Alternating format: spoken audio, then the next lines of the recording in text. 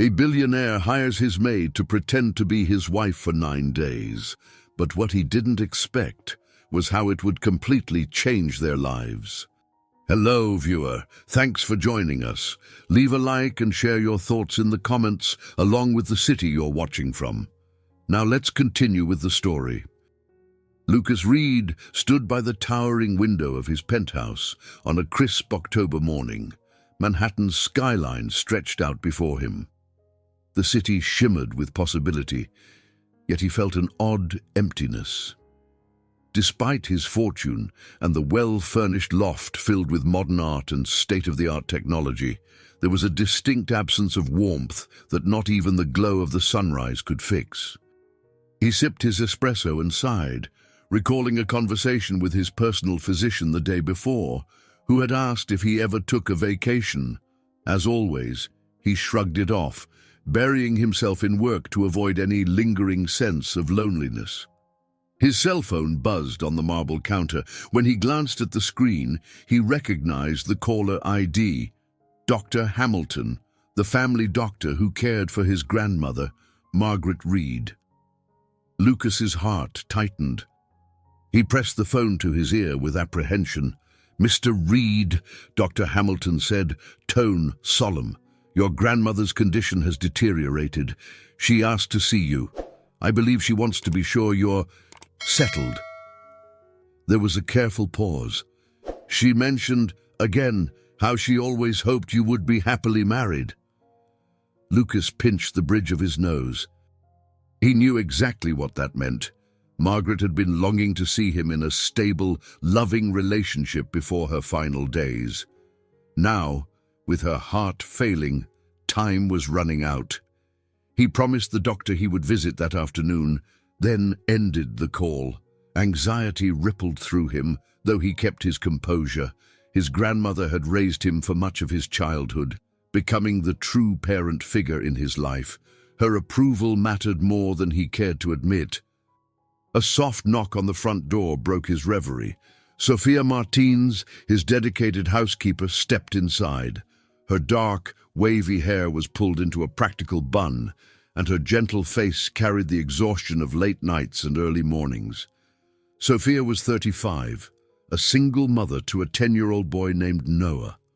While she maintained a professional distance, Lucas noticed the worry lines carved around her eyes. He guessed they related to her son's health. "Good morning, mister." "Reed," she greeted, her voice tinged with warmth. Despite the formality, she seemed genuinely kind. "Your schedule today is quite full. I've left the notes on the kitchen table." "Thank you," Lucas said, a bit absently. "Sofia, could you—" He hesitated, clearing his throat. How is Noah doing?" He rarely asked personal questions, but something about Dr. Hamilton's call had rattled him, reminding him of life's fragility. Sofia blinked, surprised. "He's stable for now, sir," she replied carefully, stepping closer. "But the hospital bills are substantial. I'm doing my best." She offered a polite smile, though it quivered at the corners. Lucas nodded, then abruptly shifted the subject. "Sofia, I'll be out for part of the day. My grandmother, she isn't well." He paused, struggling to maintain an air of detachment. "I might need you to handle a few tasks while I'm away. Please keep your phone on." With that, he left Sofia to her duties and retreated into his home office, shutting the glass door behind him. There, he stared at a picture frame on his desk, a photo taken at his college graduation. Margaret by his side, beaming with pride. She had been a strong presence in his life, dispensing wisdom and unconditional love. He swallowed the knot in his throat, confronting the reality that she might have very little time left. By late afternoon, Lucas arrived at the private clinic where Margaret was being treated. The smell of antiseptic and the soft hum of medical machines filled the corridor. He found Margaret in a small, sunlit room, a vase of pink peonies perched on the windowsill. Though her hair had thinned and her hands trembled slightly, she wore the same warm smile that always welcomed him. "Lucas," she whispered, reaching out. He took her hand gently, the contrast of his strong grip and her frail fingers, highlighting how quickly time had slipped by. "Grandma," he murmured, voice tight. "How are you feeling?" She offered a soft chuckle. "Oh, I've seen better days, but seeing you here means the world." Her gaze swept over him, taking in his pressed suit and confident stance. "I heard you're thriving in your business." "That's all very good, but—" She paused, leaning closer. "There's something else I want." Lucas bowed his head, aware of what she was about to ask. "You promised me years ago that you'd find someone who made you happy. I need to believe you're not alone. Lucas, I want to see you with a wife, someone you love." She squeezed his hand, her eyes filled with a mix of hope and sadness. "It would grant me peace." A cold sweat broke out along Lucas's neck. There was no fiancé, no secret girlfriend. He had no partner at all. He'd hidden behind work for so long that romance felt like a distant realm. Yet, Margaret's request was unwavering. She longed for the sight of his wedding ring, an image of a settled, happy grandson. He opened his mouth to speak, but no explanation formed. The guilt of disappointing her stung, but he wasn't prepared to crush her final dream. I'll sort it out," he finally managed, forcing a small, reassuring smile. Margaret closed her eyes with relief, and Lucas felt the weight of this promise like a leaden anchor in his chest. Leaving the clinic, he realized the extent of his predicament. He had only days, or weeks, if lucky, to convince his dying grandmother that he had found someone to share his life with. As he walked onto the busy street, the city lights began blinking in the twilight, each one a reminder of his isolation. The urgent question echoed through his mind. How on earth can I show her a wife when I don't even have a girlfriend? The following morning, Lucas walked into his penthouse kitchen to find Sofia straightening up after preparing his breakfast. He hardly ever took the time to eat at home, but the tension gripping his chest made him linger there instead of rushing to the office. Unable to banish Margaret's words from his thoughts, he stared at the French press, ignoring the dark roast's aroma. Sofia glanced up. "Is everything all right, Mr. Reed? You look pale." Lucas tapped his fingers on the countertop. "I visited my grandmother yesterday. She's not improving." He paused, noticing Sofia's sympathetic gaze. "She wants me to be married," he added, voice tight with embarrassment. "She believes I already have a wife or fiancé." Sofia gave a slight nod, her expression considerate but perplexed. "I've heard you mention her. She means a lot to you." "She raised me," Lucas murmured, drumming his fingers again. He suddenly broke away, pacing around the open concept living space. Modern furnishings in muted greys and blues formed a striking contrast to the panic thrumming through his chest. "And she's obsessed with the idea of seeing me settled before—" He couldn't finish the sentence. A moment of loaded silence passed. Sofia wiped her hands on a dishcloth. "I'm sorry, sir," she said gently. "It must be difficult to know her time is short. If there's anything I can—" Her words sparked an idea in Lucas's mind, a notion so outlandish he nearly dismissed it. But the more he thought about it, the more it seemed like the only escape from this predicament. "Actually," he began, turning to face her squarely, "there might be something." She raised an eyebrow, waiting for him to continue. "I need someone to pretend to be my wife." Sofia's eyes widened in shock. "Your wife?" He exhaled. "Just for a short time. 9 days, maybe, at most. Long enough to convince my grandmother that I'm in a stable relationship. It would bring her peace, and we could maintain the illusion until she—" He hesitated. "I don't want her to pass away disappointed." Her face revealed astonishment mixed with caution. I'm not sure I understand, sir." Lucas steadied himself, choosing his words carefully. You've worked here for a while, and you're the only person I trust to keep this quiet. You see my day-to-day life. You know how private I am. If you agreed to do this, I'd compensate you generously." Sofia's brow creased. "But, Mr. Reed, that's a huge deception. Lying to your grandmother, lying to anyone who knows you." He swallowed. "I don't see another way. Margaret's doctors say she might only have weeks to live. She's under the impression I'm already married. I can't break her heart." His voice trembled with genuine concern. "Look, I'll pay you $1 million, enough to cover Noah's medical bills and more." He could see the conflict play out in Sofia's expression. "I know your son's condition is serious. The cost of surgeries, treatments. This could help you." She opened her mouth, then closed it, placing the dishcloth on the counter with care.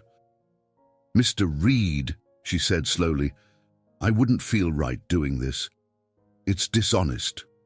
"She's an elderly woman in a vulnerable situation." Lucas's shoulders sagged. "I realize how terrible it sounds, but it's the only chance I have to give her peace. She's always believed I'd find love." He paused, stepping a bit closer. "It might be a lie, but it'll be a kindness in her final days." Sofia's hands trembled slightly as she weighed the moral implications. $1 million would change my son's life, she admitted. Voice hushed. "He needs advanced procedures I can't afford. I've applied for assistance, but we've been turned down repeatedly." Lucas nodded, sympathetically. "I'm not trying to exploit your situation. This is urgent, and you're the only person I trust. We'd keep it strictly professional. 9 days, that's all I'm asking." Sofia's eyes flickered with uncertainty, but also with a glimmer of hope for her child. She looked around the pristine, spacious kitchen, remembering the phone call from the hospital that morning, reminding her of overdue payments. Guilt and desperation tugged at her equally. "I'll need time to think," she whispered, almost as if speaking to herself. "Of course." Lucas cleared his throat, stepping back. "Think it over, but please, do it quickly." He paused, lowering his gaze. "Margaret doesn't have much time." Watching her leave, he felt simultaneously relieved at having voiced his plan and horrified by its audacity. He was asking a woman who worked in his home to commit a grand deception, all to placate his dying grandmother's final wish.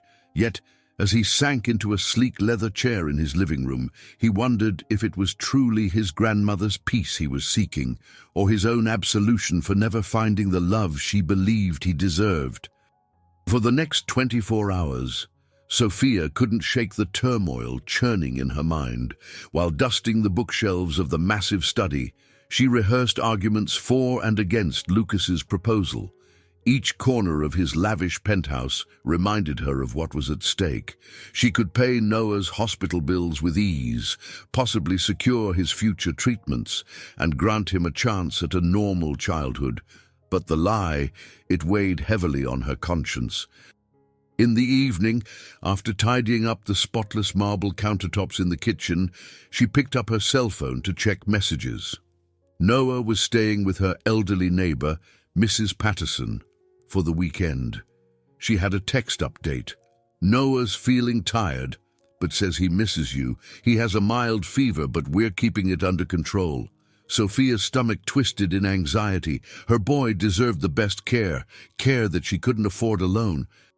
Feeling a desperate need for fresh air, Sofia stepped out onto the penthouse balcony.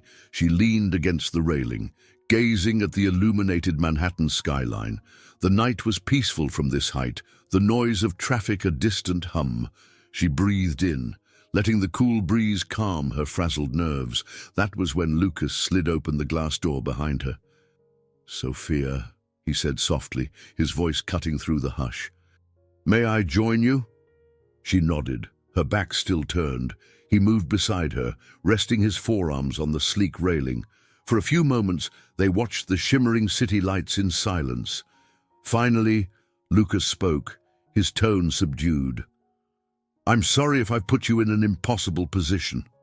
She inhaled, forming her response carefully. It's certainly not something I ever expected to face, she admitted. I've been going over it in my head. Every time I think it's too unethical, I recall Noah's condition. Then I feel guilty, considering it at all. Lucas shifted, turning toward her. The faint glow of an outdoor lamp caught the worry in his eyes. I know I'm asking you to lie. I can't pretend this isn't morally ambiguous. A trace of sadness edged his voice. My grandmother is one of the few people who believed in me when no one else did. I want to give her this final comfort, even if it's fleeting. Sofia absorbed his words, her mind drifting to her own experiences of being judged and abandoned. She knew all too well the pain of loneliness and the power of a loved one's support. Slowly, she looked at him, noting the shadows of grief and regret around his features. I understand what she means to you, she said quietly. But if I agree, how would we even do this? Would I move into your room? How would we act around each other? Lucas ran a hand through his hair, clearly grappling with these details. I haven't mapped it all out yet, he admitted. For the sake of appearances, especially for visits to her hospital room, we'd need to present ourselves as a married couple. I wouldn't force you to share the same bedroom in my home. There's a guest room down the hall. But we'd have to prepare a convincing story, how we met when we married. His eyes flickered with discomfort. I know it sounds outlandish. She pressed her lips together. We'd have to be careful with every detail, my accent, my background, the timeline. He nodded, recognizing her valid concerns. Exactly. But my grandmother is our only main concern. She's the one who must be convinced. After a moment of hesitation, he added, I'd also like to keep the circle small. I don't want the entire staff or my business partners to know. If it spreads, it'll become a media circus. Sofia knew his caution was justified. He was a high-profile businessman with a reputation to maintain. Still, the idea of weaving an elaborate ruse felt daunting. She took a breath, considering the child whose health was her paramount priority. Mr. Reed, she began, turning to face him fully. I have one question. If I say yes, will you guarantee that Noah's medical expenses are covered, no matter what happens? Because if this goes wrong, I don't want him to suffer the consequences. Lucas met her gaze with unwavering resolve. Yes, I'll cover every last cent, and if the arrangement falls apart before the 9 days are up, the money is still yours. Noah shouldn't be penalized for any misunderstanding between us. His clarity and the sincerity in his tone melted some of her defenses. The moral dilemma persisted, but a promise like that carried immense weight. She let out a shaky breath and nodded. All right, she said, voice barely above a whisper. I'll do it, but I need to know we're handling this carefully, especially around your grandmother. Deceiving her is something I'll never feel entirely comfortable with. Lucas's expression softened, a hint of relief crossing his face. I understand. We'll proceed thoughtfully, and I'll respect any boundaries you set. Sofia looked back out at the city. The glowing skyline seemed to mirror the strange spark of hope igniting within her.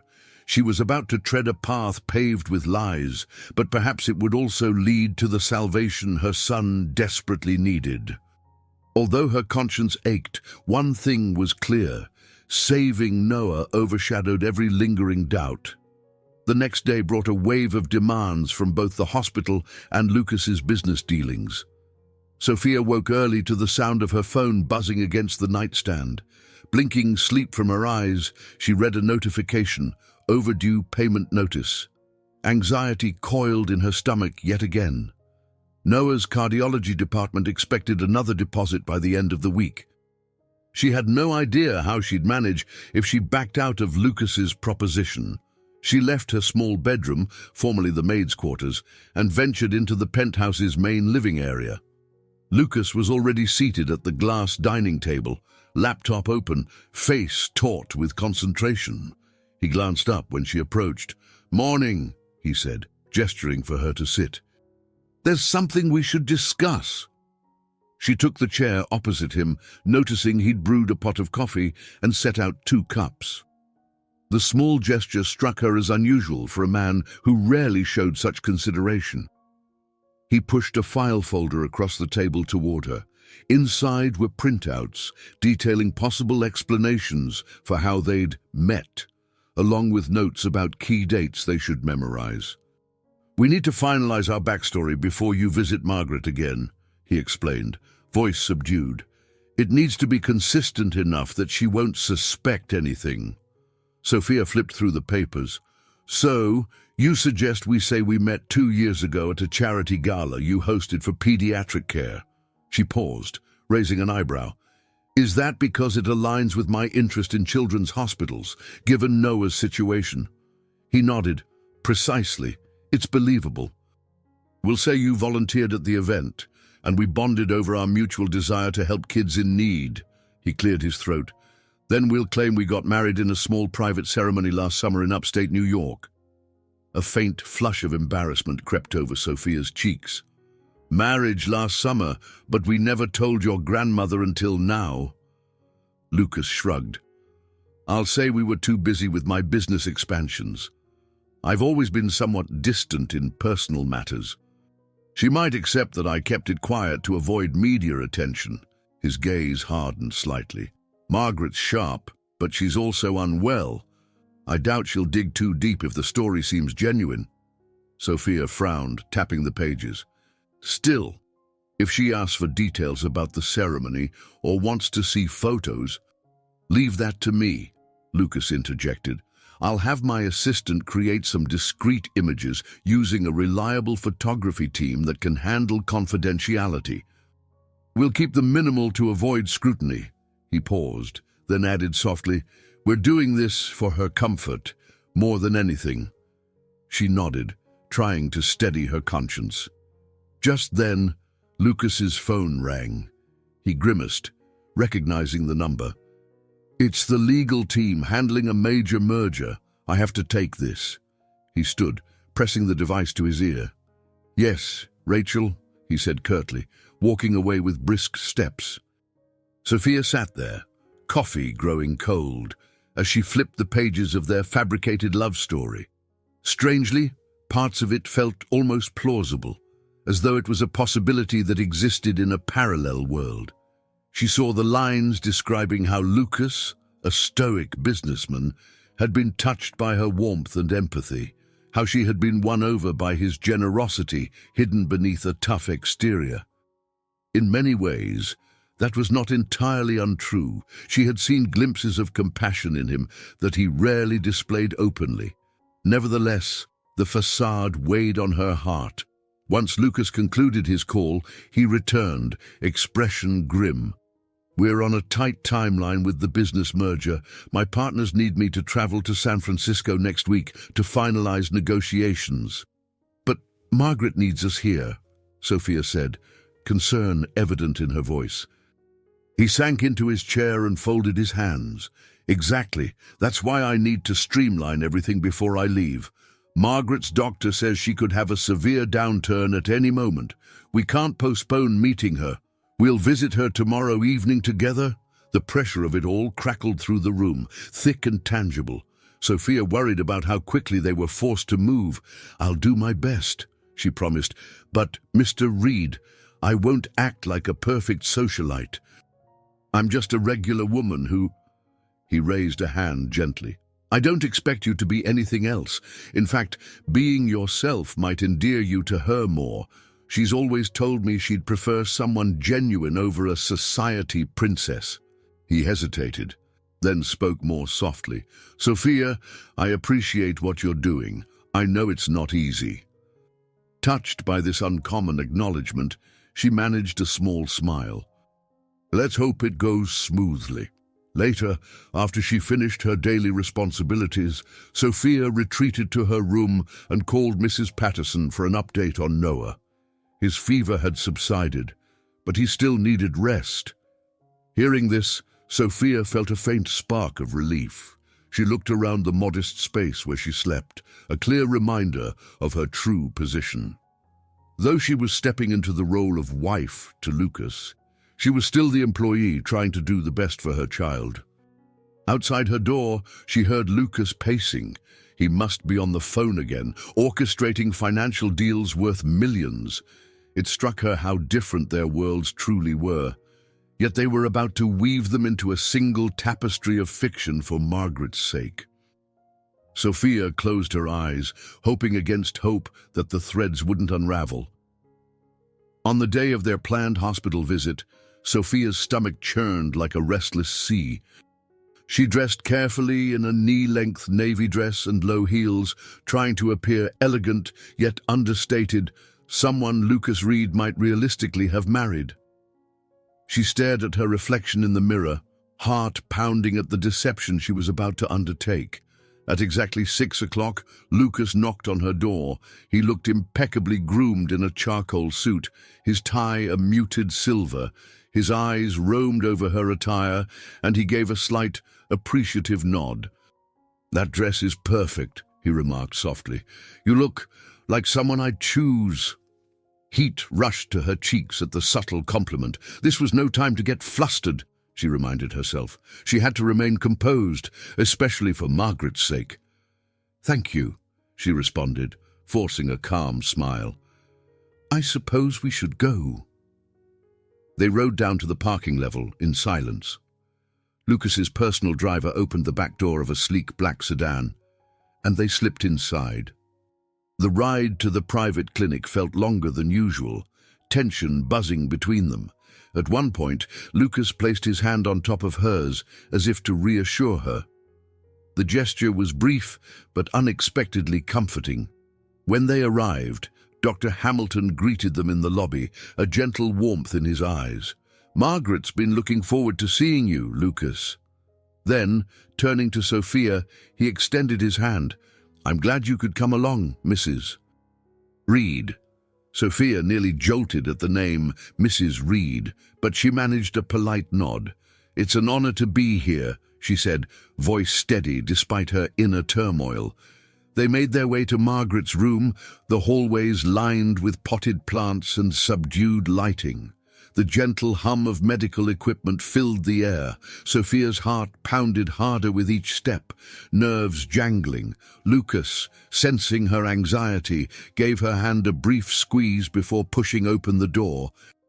Inside, Margaret reclined against fluffy pillows, a crocheted blanket over her knees. Her eyes lit up as soon as she noticed Lucas. "My darling boy," she whispered, beckoning him closer. Her voice was weaker than Sofia remembered from the first time they'd briefly crossed paths, but her spirit remained visible in her warm smile. "Oh, and this must be your wife." Lucas guided Sofia forward. "Grandma, meet Sofia," he said, his tone surprisingly gentle. "I wanted you to finally see us together." Margaret's gaze swept over Sofia, curiosity and kindness intermingling. "Come closer, dear," she urged. "I want to have a good look at you." Sofia approached, carefully resting her hand on the rail of the bed. Margaret clasped it between her own, eyes shining with tears. "It's lovely to meet you, Sofia. I've been praying for a day like this." Swallowing her guilt, Sofia leaned in and kissed the older woman's cheek. "I'm happy to be here with you," she said truthfully. Deception aside, she did find Margaret endearing. Margaret motioned to 2 chairs by her bedside. "Sit, both of you. Tell me everything. How did you first meet? Was it love at first sight?" Lucas cleared his throat, throwing Sofia a slightly nervous glance. "We, met at a charity gala 2 years ago. For pediatric care." He shot her a look that said, "Your turn." Sofia picked up the cue. "Yes, I'd volunteered there. The cause is close to my heart," she added, carefully referencing her role as a mother to a boy with a rare heart condition. "We got to talking and realized we share similar values. One thing led to another, and before I knew it, we were spending nearly all our time together." Margaret smiled at this, her eyes drifting shut for a moment. "I knew it," she murmured. "I told Lucas years ago that love would find him in the most unexpected place." She gave a soft laugh. "How I wish I could have attended your wedding. But I understand you wanted privacy." Sofia couldn't find words to respond. Instead, she reached for Lucas's hand as if on instinct, and he intertwined their fingers, lending silent support. In that moment, it dawned on her how naturally the gesture came. Dr. Hamilton entered briefly to check Margaret's vitals and update her medication. After he left, Margaret insisted on hearing more about their married life. She inquired about little details: who made breakfast, who walked the dog, which they didn't actually have, and how Lucas managed to find time for romance in his hectic schedule. Sofia did her best to play along, weaving small glimpses of real interactions, like the time she brought him his coffee at sunrise, into the fabricated narrative. When visiting hours came to an end, Margaret clutched Sofia's hand once more. "My dear," she said, her voice fragile but laced with satisfaction, "take care of him, will you? He's a brilliant businessman, but he forgets how to care for himself." Sofia's throat constricted with emotion. "I'll do my best," she promised. There was a heavy sincerity behind her words, for she recognized in Lucas a lonely soul, starved for genuine connection. As they turned to leave, Margaret called after them, her voice faint yet filled with love. "Thank you for making an old woman's heart happy tonight." Sofia felt her own chest tighten, fear and compassion mingling. She knew this was just the beginning of a carefully staged act. But if it brought Margaret a sense of peace, then perhaps this precarious gamble was worth the emotional strain. They stepped into the hallway, tension uncoiling from both of them. Lucas exhaled slowly, meeting Sofia's eyes with a mixture of relief and gratitude. In that shared glance, they both realized there would be no turning back. The lie they'd crafted had taken root, and Margaret's hopeful smile was the proof they needed to continue. A week passed in a blur of carefully orchestrated hospital visits and hushed conversations in Lucas's penthouse. Sofia found herself increasingly at Margaret's bedside, reading aloud from the elderly woman's favorite novels when Lucas was stuck in business meetings. Despite the ever-present guilt, Sofia discovered a surprising comfort in Margaret's presence. The older woman radiated warmth and a mischievous wit that reminded Sofia of a grandmother she'd never had. One afternoon, Margaret motioned for Sofia to sit close. "Put that book away for a moment," she whispered. "I want to talk to you." Sofia closed The Secret Garden and set it on the side table. "Are you feeling all right? Should I get Dr. Hamilton?" Margaret shook her head, a playful spark dancing in her eyes. "I'm fine, dear. No doctors for now. I've had enough of them buzzing around me. I want to hear more about you." Sofia's heart thumped. Her gaze flicked to the door, half expecting Lucas to stride in and rescue her, but he was still tied up with a conference call. "What would you like to know?" she asked tentatively. Margaret studied her, a hand drifting over the crocheted blanket that covered her legs. "Oh, I already see a great deal. For one, you have a strength you don't realize, and second, there's a kindness in you that makes this world a softer place. Lucas may have trouble expressing it, but I'm sure he admires that." Heat surged to Sofia's cheeks. She clasped her hands together in her lap, trying to tamp down the guilt roiling in her stomach. "She believes I'm truly married to her grandson." The deception gnawed at Sofia, but Margaret's words also swelled her with a gentle pride she hadn't felt in years. "Thank you," Sofia murmured, keeping her eyes lowered. And try to look after him." It wasn't a lie. She did keep an eye on Lucas, albeit in a different capacity than Margaret assumed. Margaret reached for Sofia's hand. Her voice dropped to a near whisper. "My dear, I don't have many days left. That's why I want you to promise me something." Sophia's heart constricted. "Anything," she managed, swallowing hard. "Promise you'll help Lucas understand that life is more than money and mergers," Margaret said, her tone surprisingly firm. "I've watched him become the man he is, brilliant, dedicated, but lonely.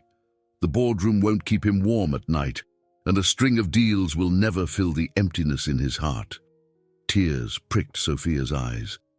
"I promise," she whispered, her voice unsteady. In that moment, she felt like she was making a vow that transcended their elaborate ruse. Margaret offered a faint, satisfied smile before closing her eyes to rest. Sophia sat quietly, letting the older woman's presence wash over her, recognizing that Margaret was more than just a dear relative to Lucas. She was also a sort of guide for them both, offering wisdom and challenging them to break free from their solitary shells. When Lucas finally entered, he found Sofia by Margaret's bed, gently stroking the older woman's hand as she dozed. A flicker of emotion crossed his face. Gratitude, perhaps, tinged with something else Sofia couldn't quite name. Outside the hospital room, Lucas stopped Sofia in the hallway. "Thank you for staying with her," he said, his tone subdued. "I know how tired you must be." She mustered a tiny smile. "She's an incredible woman. She's been telling me stories from your childhood, how you used to race around her garden, collecting caterpillars." Lucas chuckled softly, though he soon looked away. "Those were simpler times," he murmured, the hint of nostalgia tugging at the corners of his mouth. "You bring her comfort. I've never seen her this content." Sophia's stomach clenched with guilt at his praise. Before she could respond, however, Dr. Hamilton arrived with a clipboard, informing Lucas of the next round of tests Margaret would need. Sophia used the moment to slip away, eager to gather her composure. She's more than a grandmother, Sophia thought. She's becoming a mentor, unraveling the illusions we both hide behind. That night, back at the penthouse, Sophia reflected on Margaret's request. She'd promised to help Lucas see beyond his corporate walls. But how could she influence a man so guarded, especially when she was only playing the role of his wife? As she tried to sleep, Noah's face swam in her mind, his big eyes and fragile health overshadowing everything else. Her promise to Margaret felt huge, and yet she couldn't ignore her own responsibilities as a mother. Little did she know that in Margaret's subtle wisdom and pointed questions lay the seeds of courage both she and Lucas would soon need. The older woman, frail though she was, offered a guiding hand, a mentor of sorts, quietly preparing them for the deeper challenges ahead. When Sophia woke the next morning, she found a note slipped under her bedroom door. The message, written in Lucas's crisp handwriting, simply read, "We're traveling upstate today, pack for 2 nights." She pressed her lips together in surprise. The drive upstate usually took a couple of hours, and she had no idea what this trip entailed. By the time she emerged into the living area, Lucas was on the phone, barking instructions at his assistant. Sophia stood awkwardly, waiting for him to finish. Finally, he hung up and turned to her. "I need to finalize some details about a property that my grandmother wants me to maintain, one of her old summer homes," he explained, slipping his phone into his pocket. "She asked specifically if we'd both visit it, so I thought it best to leave today." Sophia's eyes widened. "Margaret requested this. I wasn't aware." He shrugged, looking somewhat tense. "She mentioned it last night to me. She'd like us to check that everything is in order for a potential family gathering. If her health improves enough to leave the hospital, that is." His tone revealed skepticism that Margaret would ever be well enough to travel, but he seemed determined to fulfill her wish. "I'd understand if you'd rather stay behind." She shook her head. "No, I'll come. If it's what Margaret wants, I want to honor that." They packed quickly, Sophia made a call to Mrs. Patterson to ensure Noah would be cared for, feeling a twinge of guilt for leaving him again. But she reminded herself this entire arrangement was meant to secure his future. Soon, they were seated in Lucas's luxury SUV, the city skyline receding behind them as they ventured north. During the ride, Lucas scrolled through messages on his phone, responding to urgent emails about corporate deals. Sophia stared out the window, watching the landscape shift from skyscrapers to rolling hills dusted with the golden hues of late autumn. After an hour of near silence, Lucas finally spoke. "You seem quieter than usual," he remarked, eyes still on the road. "Everything all right?" Sophia hesitated. "I'm just thinking," she said softly, "about Margaret, and about how you never mentioned this place before. I didn't even know she owned a summer home." Lucas kept his gaze forward. "It's been in the family for generations. My father rarely visited, and I suppose I never found the time either, once I became an adult. Margaret loves it for sentimental reasons. She always dreamed of us having big family reunions there." His voice trailed off, suggesting that the idea of big family reunions was painfully foreign to him. Sophia recalled Margaret's plea for Lucas to let love in, to stop hiding behind his business deals. Could this trip be the first step in fulfilling that promise? They arrived at the property by mid-afternoon. Sophia was taken aback by the rustic charm of the old estate. It wasn't the modern opulence she'd come to expect from Lucas. Instead, it was a large stone house surrounded by towering oak trees, their leaves turning bronze and crimson. A small lake glimmered behind the property, the water reflecting the pale autumn sunlight. As they wandered inside, the house felt eerily silent, dust motes swirling in the shafts of light through tall windows. Furniture draped in sheets stood like silent ghosts of a previous era. Lucas walked through the foyer, trailing a hand over the banister, as though remembering some childhood recollection. "Margaret wants this place ready," he said quietly, almost to himself. "If she can leave the hospital, she intends to come here one last time." Sophia followed him, carefully pulling sheets off armchairs and tables. "It has a lovely atmosphere," she murmured, inhaling the faint scent of aging wood. "I can imagine it meant a lot to her." Lucas paused, glancing around with an expression Sophia recognized as regret. "I wish I'd visited more often when she was healthier," he admitted, voice tight. "I was so consumed by work, I didn't see the point. Now," he drew in a breath, "now time is running out." As they started cleaning and dusting, Sophia noticed how the house revealed fragments of family history. Old photographs of a young Margaret in a floral dress, postcards from different countries pinned to a board, and even a child's drawing of a green caterpillar labeled Lucas's bug. She suppressed a smile, touched by these glimpses of his childhood. That evening, they dined on a simple meal Sophia prepared from a few canned goods and frozen items left in the kitchen's pantry. The atmosphere was unexpectedly cozy. A single lamp lit the wide living room, casting dancing shadows against the stone walls. When they finally retired for the night, Sophia to a small guest bedroom and Lucas to a master suite, there was an unspoken feeling between them that in leaving the bustle of Manhattan, they had ventured into a more intimate, revealing world. A sense of new possibility, coupled with raw vulnerability, lingered in the halls of that old summer home. Both felt it, though neither dared speak of it. Early the next morning, a shaft of pale light woke Sophia. She stretched, remembering with a jolt that she was in Margaret's house, miles away from her usual routine. Slipping on a sweater, she headed downstairs, guided by the smell of coffee.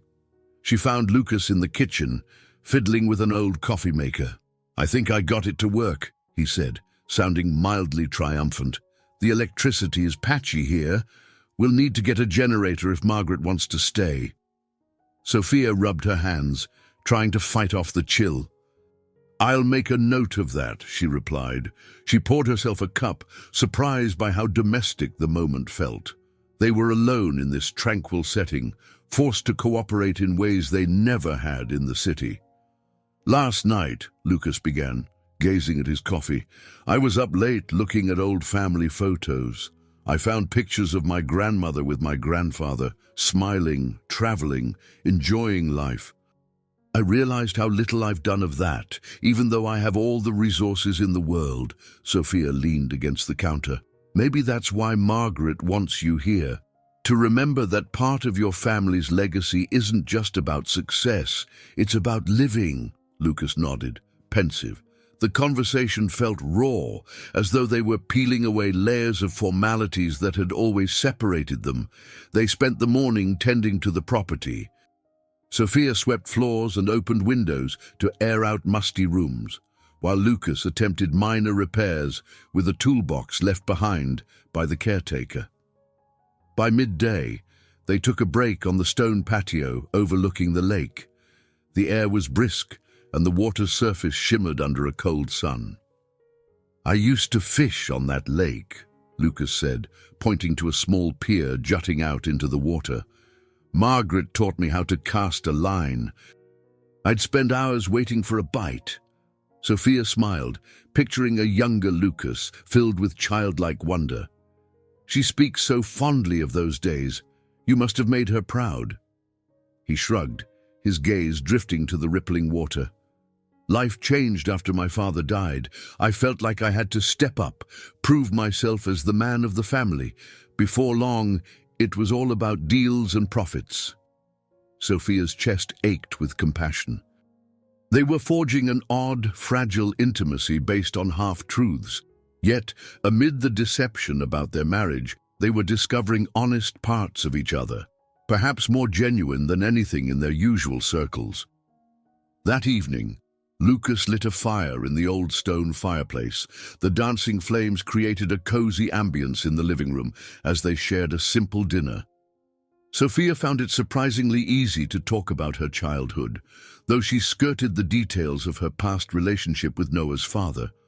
Her focus was on her son's current struggles, and Lucas listened intently, occasionally asking about medical details. At one point, their conversation fell to hush, and Lucas laid his hand gently atop hers. "I'm sorry you have to carry that burden alone," he said softly. Sofia's throat tightened. "I'm not alone anymore," she found herself saying. "Your help, it's already making a difference."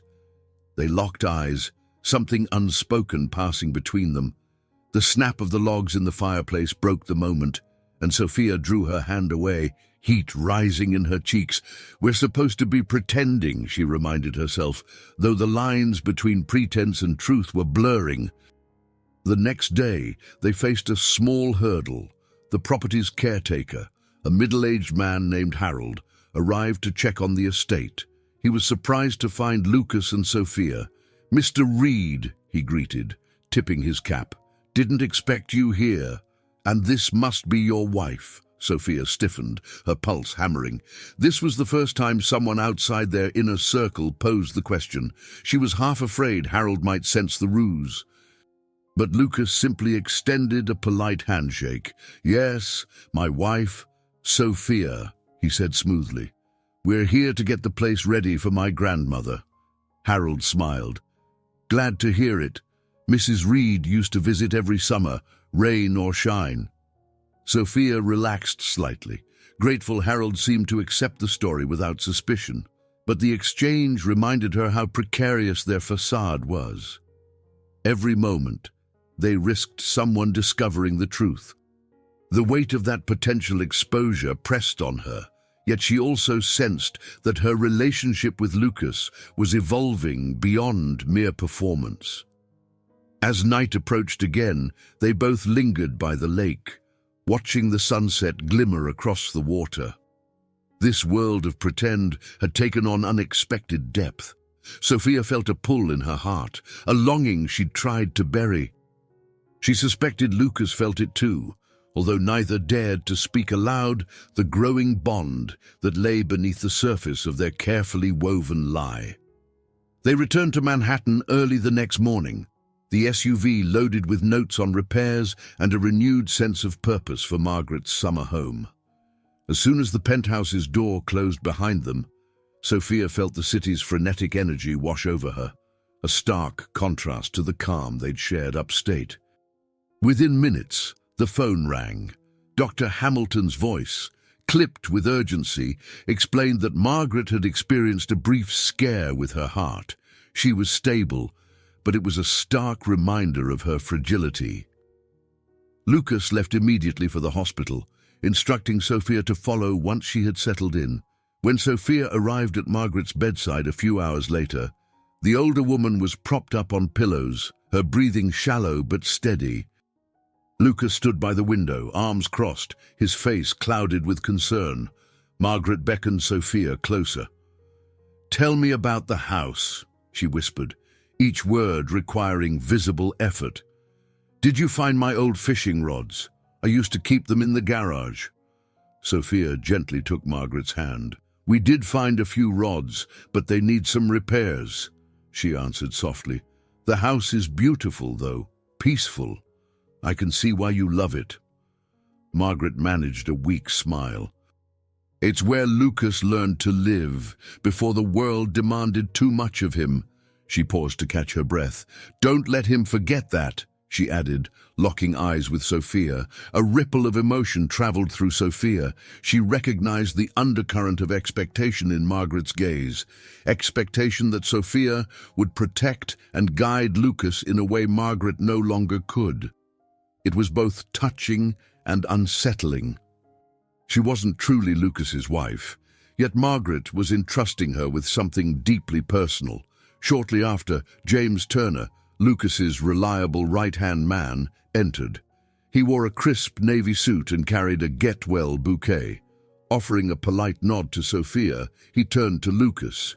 "I came as soon as I heard," he said, placing the flowers on a side table. "Is everything under control?" Lucas exhaled. "For now, yes. But we need to ensure Margaret gets complete rest. No more stressful news, no more anxious waiting." James's gaze flicked to Sofia, a hint of curiosity in his eyes. She realized he must be puzzled by the sudden presence of a wife in Lucas's life. But if he had doubts, he kept them to himself, turning to Margaret with a gentle smile. Before leaving, Margaret gripped James's hand. "Look after them," she whispered. "Both of them."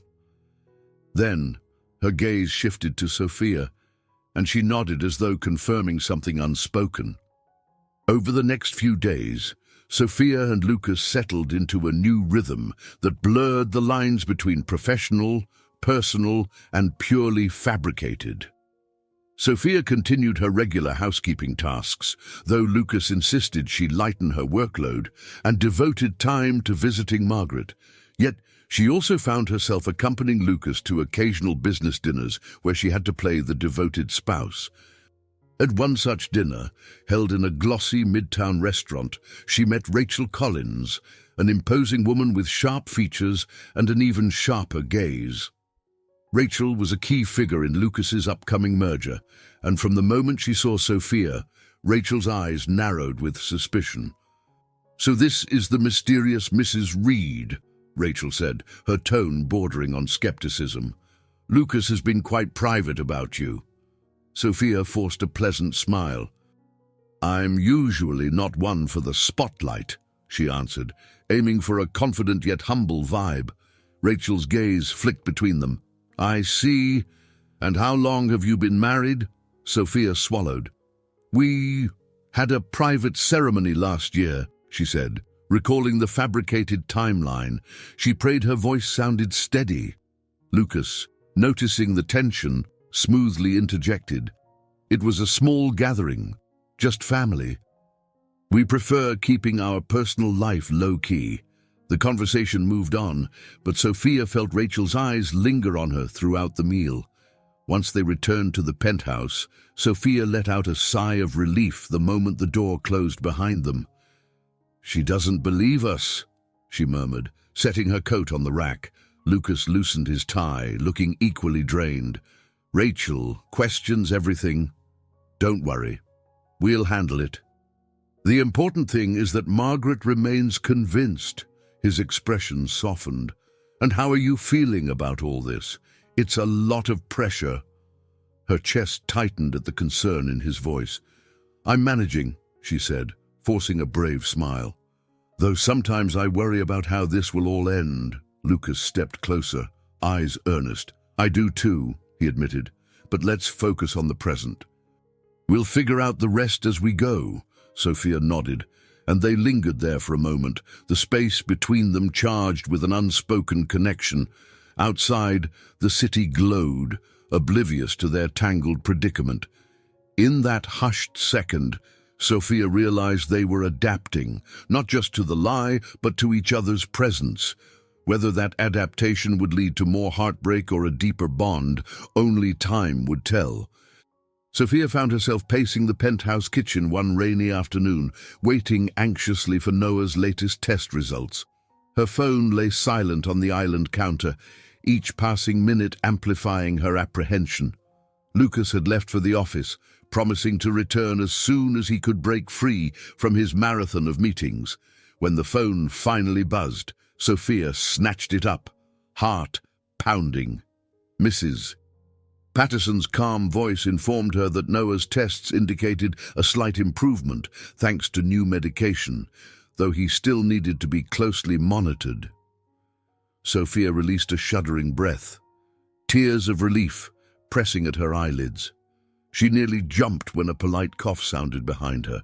James Turner stood in the doorway, having let himself in with the penthouse access code. "Apologies," he said quickly. "I didn't mean to startle you." Sofia brushed a hand across her eyes, embarrassed to be caught on the verge of tears. "James, hello. I didn't expect you. I just wrapped up some paperwork with Lucas, and he asked me to deliver some documents to you, something about the house repairs upstate." He held out a sleek folder. She took it, trying to compose herself. "Thank you. I'm sorry. I'm just a bit emotional." "It's been a rough day." James studied her for a moment, then offered a small, understanding smile. "I know we haven't really had a chance to talk, and I realize this might come across as forward, but if you ever need a friend, I'm here." Sofia's brow furrowed. She barely knew James, yet in his expression she sensed genuine concern. "That's kind of you," she said quietly. "I appreciate it." He stepped further into the kitchen, glancing around before lowering his voice. "Look, I'm aware Lucas's life doesn't typically allow for close relationships. He keeps his circle tight, mostly professionals and employees. But Margaret clearly adores you, and Lucas seems more grounded lately. I can't help noticing the timing." Her heartbeat quickened. He suspects something. But to her surprise, James simply continued, "I've worked with Lucas for years, and I care about him. He might not admit it, but he needs someone he can lean on, especially now with Margaret's condition, and I suspect you might need support too." Sofia felt a wave of gratitude. She'd been on edge around James, worried he'd see through the charade. Yet here he was, offering support without prying questions. "Thank you," she repeated, voice sincere. "It means a lot." Just then, Lucas returned from his meetings, stepping into the kitchen with a tired expression. He paused upon seeing James, surprise flickering in his gaze. "I didn't realize you'd still be here," he said, setting his keys on the counter. James shrugged. "Just delivering some papers and checking in." Lucas's attention shifted to Sofia. "How did it go with Noah's results?" Sofia's eyes lit up with relief. "Better than expected. The new medication seems to be helping." A smile curved Lucas's lips. "That's good to hear." Then, looking between James and Sofia, he added, "I'm glad you two had a chance to talk. James has been with me through a lot, and I trust him implicitly." Sofia caught a faint, meaningful look in James's eyes, The sense of an alliance formed in that brief exchange, subtle, unspoken, but real. They were three people who, in their own ways, cared about Margaret and, it seemed, each other's well-being. After James left, Lucas busied himself with preparing a late lunch, surprising Sofia once again with this domestic effort. They settled at the small dining table, windows streaked with raindrops glistening in the grey light. "James is a good man," Lucas remarked, slicing into his chicken breast. "I hope you feel comfortable around him. He won't betray any confidences." Sofia nodded, feeling a strange warmth at the fact that Lucas wanted her to have allies, friends even, beyond their contractual arrangement. "He's been very kind," she admitted. "It's unusual for me to confide in people, but I appreciate the support." Lucas paused, setting down his fork. "You've had to face so much on your own. I never really considered how isolating that must feel." Her throat constricted. "I manage," she said, trying to keep her voice steady, "but it helps to know that not everyone in your world is suspicious or hostile." He exhaled, as though the weight of his carefully maintained facade pressed on him. "If you ever feel overwhelmed or uncomfortable, please tell me. I'm aware this arrangement is far from normal. The last thing I want is for you to feel trapped." Sofia gazed at him, struck again by the cracks in his armor. "Thank you, Lucas," she whispered, her pulse fluttering with unrecognized emotion. They continued their meal in thoughtful silence. The sound of rain tapped against the glass, creating a lullaby of sorts for the city outside. Sofia realized she wasn't alone in this elaborate charade. She had Margaret's guidance, James's support, and beneath everything, Lucas's own guarded compassion. Their little web of alliances was forming, and although the stakes remained high, she couldn't deny the faint flicker of hope that they might pull through together. Late that week, Lucas held a small reception at his penthouse to celebrate a milestone in the merger he'd been working on. Executives, legal teams, and a few prominent investors gathered in the expansive living room, sipping champagne beneath the glow of modern chandeliers. Sofia, wearing a modest yet elegant black dress, floated through the crowd at Lucas's side, her heart thumping. She had to play the gracious hostess, a role she had never imagined for herself. Among the attendees, Rachel Collins stood out, her presence as sharp as the cut of her designer suit. She circled the room with a practiced smile, greeting other guests, though Sofia felt the woman's watchful gaze land on her time and again.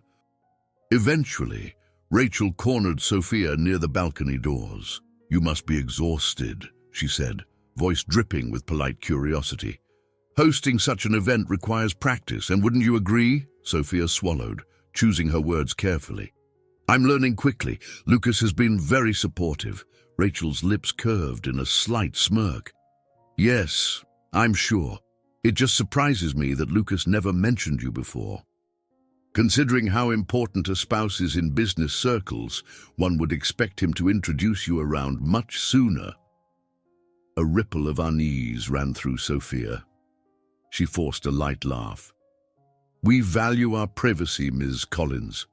Public events can be overwhelming." Rachel lifted her glass of champagne, studying Sofia over the rim. "Privacy is a luxury in our line of work," she said, "but I suppose secrets make life more interesting, don't they, Mrs. Reed?" Before Sofia could respond, Rachel caught sight of Lucas across the room and sauntered away, leaving behind a chill in her wake. Sofia gripped the balcony door handle, her breath quickening. She suspects something, but how much does she really know? Feeling the need for fresh air, Sofia slipped out onto the balcony. The night sky gleamed with city lights, and the distant hum of traffic drifted upward. She exhaled, trying to calm herself. After a moment, she sensed someone approaching. "Are you all right?" came Lucas's voice. She turned to see him stepping onto the balcony, champagne glass in hand. She shook her head slightly. Rachel has been pressing. I can't help feeling she's looking for a weakness. Lucas's jaw tightened. She's thorough in business, and she can be ruthless. But I won't let her cause you trouble. If she becomes too intrusive, I'll handle it.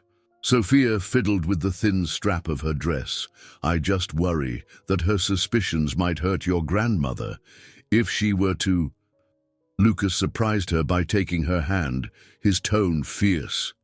I won't let Margaret be upset by rumors or gossip. This is about protecting my family, and right now, that includes you. Her heart pounded at his words. Protecting my family. The sincerity in his voice nearly disarmed her. She glanced down at their intertwined fingers, feeling how naturally her hand fit in his. For a moment, the city below seemed to vanish. Then the balcony door slid open, and James peeked out, an apologetic expression on his face. Lucas, the lead investors want a word about the final contract. They're by the bar. With a quick squeeze of Sofia's hand, Lucas disappeared inside to address business matters. Sofia lingered a moment, trying to steady her swirling emotions. By the time the reception ended, the penthouse was empty, save for a few staff members cleaning up. Rachel had departed without further confrontation, which offered Sofia a measure of relief. She gathered used champagne flutes from a side table, handing them to a passing server. Suddenly, she heard a low voice behind her. You did well tonight. Turning around, she saw Lucas. Tie loosened, exhaustion and admiration mingling in his eyes. Thank you for being here, Sofia smiled softly. I didn't have much choice, did I? She teased, though there was warmth in her tone. But I'm glad I could help. Lucas set a hand on the small of her back, guiding her away from the bustle of the cleanup. He stopped near the floor-to-ceiling windows, which showcased the shimmering city skyline. I mean it, Sofia, he said, voice subdued. This entire arrangement, it's not easy on either of us, and tonight was especially complicated, but you handled it with grace. She met his gaze, her breath catching at the earnestness she saw there. I'm just hoping we can keep Rachel at bay. She makes me uneasy. Lucas nodded. She's an astute woman, but it's best we stay calm. We've come this far. Let's not let her rattle us. He trailed off, words lingering in the air. Sofia sensed he wanted to say more, to acknowledge the unexpected closeness they'd shared, but as usual, the moment of vulnerability slipped through his fingers, replaced by the measured composure of a man who'd grown adept at locking his emotions away. Tomorrow, he eventually said, stepping back, we'll visit Margaret again. She's been anxious to hear how tonight went. Sofia felt a pang of guilt, recalling all the half-truths she would have to recount. Of course, she murmured, following him toward the hallway. Behind them, the skyline sparkled in silent witness to the first true confrontation of their deception. Rachel Collins might be the initial obstacle, but Sofia sensed bigger challenges brewing. Secrets were notoriously difficult to maintain, and the more genuine her bond with Lucas seemed to grow, the more precarious the lie became. Lucas Reed sipped his coffee, standing at the kitchen island as dawn bathed the penthouse in soft light. His gaze rested on Sofia, who was leafing through a stack of mail with tense concentration. He noted the shadows under her eyes, evidence of another sleepless night worrying about Noah's condition. Although her son was stable for the moment, bills and hospital updates kept piling up, each letter another weight on her conscience. Setting his cup down, Lucas broke the silence. I spoke with the hospital's billing department yesterday, he said, his voice subdued. They'll send me a direct invoice for Noah's upcoming procedures. You don't have to juggle it all alone. Sofia exhaled, relief briefly flickering in her eyes before doubt replaced it. Thank you, she murmured. But are you sure? You've already done so much. He reached out, covering her hand with his. I'm positive. Let me handle it. In the past few weeks, Life had become a relentless string of tests for both of them, performing as a married couple before Margaret, managing suspicions from Rachel Collins, juggling the complex emotions that neither dared to name. On top of that, the demands of Lucas's business seemed to intensify daily. Meetings stretched long into the evening. Sofia, too, was swamped with household responsibilities, plus a growing role in helping Lucas maintain the pretense of a blissful marriage. They were forging into uncharted territory, each challenge a layer exposing more of their vulnerabilities. Yet, with every trial, they discovered a surprising resilience within themselves and, even more startling, in each other. Later that morning, James Turner arrived, briefing Lucas on an unexpected snag in the merger deal. One of the key investors had suddenly pulled back, citing concerns about stability in Lucas's personal life. While James tried to keep the details vague, Sofia caught the tension in Lucas's posture. Was the rumor mill starting to churn? Was Rachel sowing seeds of doubt? "Let's not jump to conclusions," James advised, walking alongside Lucas toward the elevator. "But we need to reassure the investors that everything is solid on your end, professionally and personally." Lucas shot a fleeting glance at Sofia, who stood by the doorway. She forced a small smile. "Whatever you need," she called out, though her heart pounded. It was surreal how her presence, or lack thereof, could influence massive business deals worth millions. Once the men left, Sofia headed to the hospital to check on Margaret. Outside the older woman's room, she paused, recalling how their recent visits had grown more emotionally charged. Margaret still radiated warmth and gentle humor, but her health was visibly declining. The lines on her face deepened, her breath shallower. Inside, Margaret lay propped on pillows, gazing listlessly at the muted television. She brightened a little at the sight of Sofia, waving her closer. "Tell me, dear," Margaret began, her words soft yet pointed, "how are you and Lucas really doing?" Sofia managed to smile, taking Margaret's hand. "We're finding a rhythm," she answered, selecting her words carefully.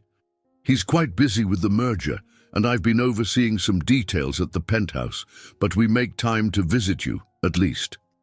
Margaret studied her for a moment, a wise twinkle in her eye. "I'm glad, but don't let him hide behind his work too much. Promise me you'll keep drawing him out." Her request carried more weight than Margaret realized. Sofia nodded, swallowing hard. "I promise, you have my word." They spent the next half hour discussing little things, muffins from the bakery Margaret missed, how the leaves must be changing around the summer house upstate. Yet beneath the small talk lay a silent truth. Each minute they shared felt like a gift stolen from an encroaching darkness. Leaving the hospital, Sofia felt a pang of guilt. I'm still deceiving her. The lie had seeped into every corner of their lives. Even though the arrangement had begun with a strictly practical purpose, peace for Margaret, financial stability for Noah, Sofia sensed how the threads of falsehood grew entangled with genuine care and affection. It weighed on her heavily. That evening, back at the penthouse, she and Lucas worked side by side, reviewing statements from the caretaker overseeing renovations on Margaret's property. They spoke in hushed tones, occasionally exchanging fleeting smiles. Everything felt oddly domestic. Abruptly, her phone buzzed with a text from Mrs. Patterson. "Noah is having trouble sleeping. He's feeling some chest discomfort." A wave of anxiety crashed over Sofia.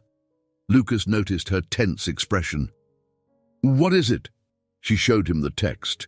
Without hesitation, he grabbed his coat. "Let's go. I'll drive." They arrived at Mrs. Patterson's apartment, where Noah lay on the couch, pale but insisting he was just tired. Sofia knelt beside her son, brushing sweat-damp hair off his forehead. Within moments, Lucas was on the phone with the hospital, arranging for a quick consultation if needed. His efficiency and urgency steadied Sofia's nerves. Although Noah's discomfort subsided, The scare highlighted how fragile their peace was. Each small victory, each fleeting sense of normalcy, could be upended by a single phone call. Still, as they drove back to the penthouse, Sofia felt an unexpected surge of gratitude for Lucas's unwavering support. Yes, they faced a cascade of trials, growing suspicion from associates, mounting challenges in the business merger, Margaret's deteriorating health, and Noah's delicate condition. Yet in every test, they discovered glimmers of hope, fleeting moments of unity that hinted at something deeper than any lie could extinguish. A grey drizzle cloaked Manhattan as Sofia hurried down the corridor of Lucas's corporate headquarters. James had arranged for her to meet him there, mentioning something about a group lunch. She wore a simple knee-length skirt and a neat blouse, trying to look the part of Lucas Reed's wife, though inside her heart pounded with dread. She'd never been comfortable in high-powered corporate environments, and pretending she belonged here felt like walking a tightrope. She found James in the glass-walled reception area. He greeted her warmly, ushering her into an elevator that whisked them up to the top floor. "Lucas is finishing a meeting with Rachel Collins and a few partners," he explained. "Afterward, we'll all grab lunch in the executive dining room." Sofia's stomach tightened. Rachel again. That woman's suspicious gaze still haunted her. "Any developments in the merger I should know about?" she asked, forcing a casual tone. James flashed a reassuring smile. "Don't worry about the details. Just be yourself and try to put Rachel at ease if she starts digging again. Lucas will handle any tough business questions." "Right," Sofia muttered, her palms damp. "I'm sure it'll be fine." But when they entered the executive conference room, the tension was palpable. Rachel sat at one end of a long glass table, arms folded, a laptop open in front of her. Lucas Key, seated beside her, looked uncharacteristically haggard, his tie loosened, dark hair slightly disheveled. Two other executives hovered near the windows, silent observers to whatever standoff had just occurred. Rachel's gaze flicked to Sofia. "Ah, Mrs. Reed," she said, emphasizing the title as though it tasted bitter. "Joining us for lunch." Lucas rose, crossing to Sofia. He placed a careful hand on her back, guiding her in. "Yes, she is. We thought it would be nice to step away from spreadsheets for a bit." Rachel's polite smile didn't reach her eyes. "Of course."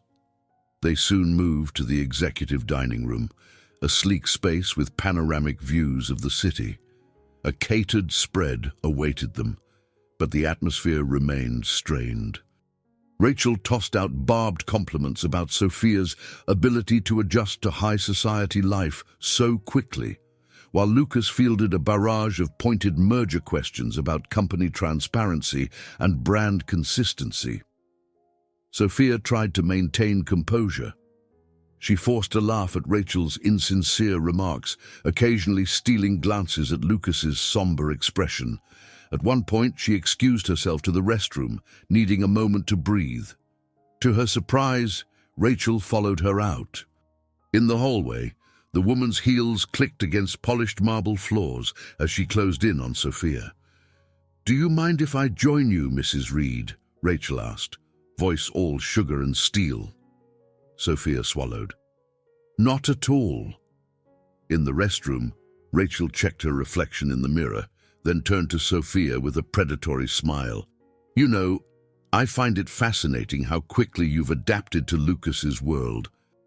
It's almost like you had no personal history before this." Sofia's pulse hammered. She tried to keep her tone light. "I've been private most of my life. That doesn't mean I don't exist outside of it." Rachel drummed her manicured fingernails on the marble countertop. "And what about your family, your friends? Do they ever wonder about your sudden shift in status?" A swirl of panic gripped Sofia, but she steadied herself. She remembered the backstory. A simple wedding, a quiet life. "My closest friends know the situation. They're happy for me," she answered, hoping it sounded believable. A flicker of calculation crossed Rachel's features. Right. Well, I suppose Lucas has always been secretive. I just hope, for his sake, that everything is as genuine as you claim. With that thinly veiled threat, she exited, her high heels echoing ominously down the corridor. Sofia let out a trembling breath, staring at her reflection. She saw the same anxious eyes she wore every time she thought about Margaret or Noah. But now there was an added layer of dread. Rachel seemed on the verge of unearthing the deception. A single misstep could unravel everything.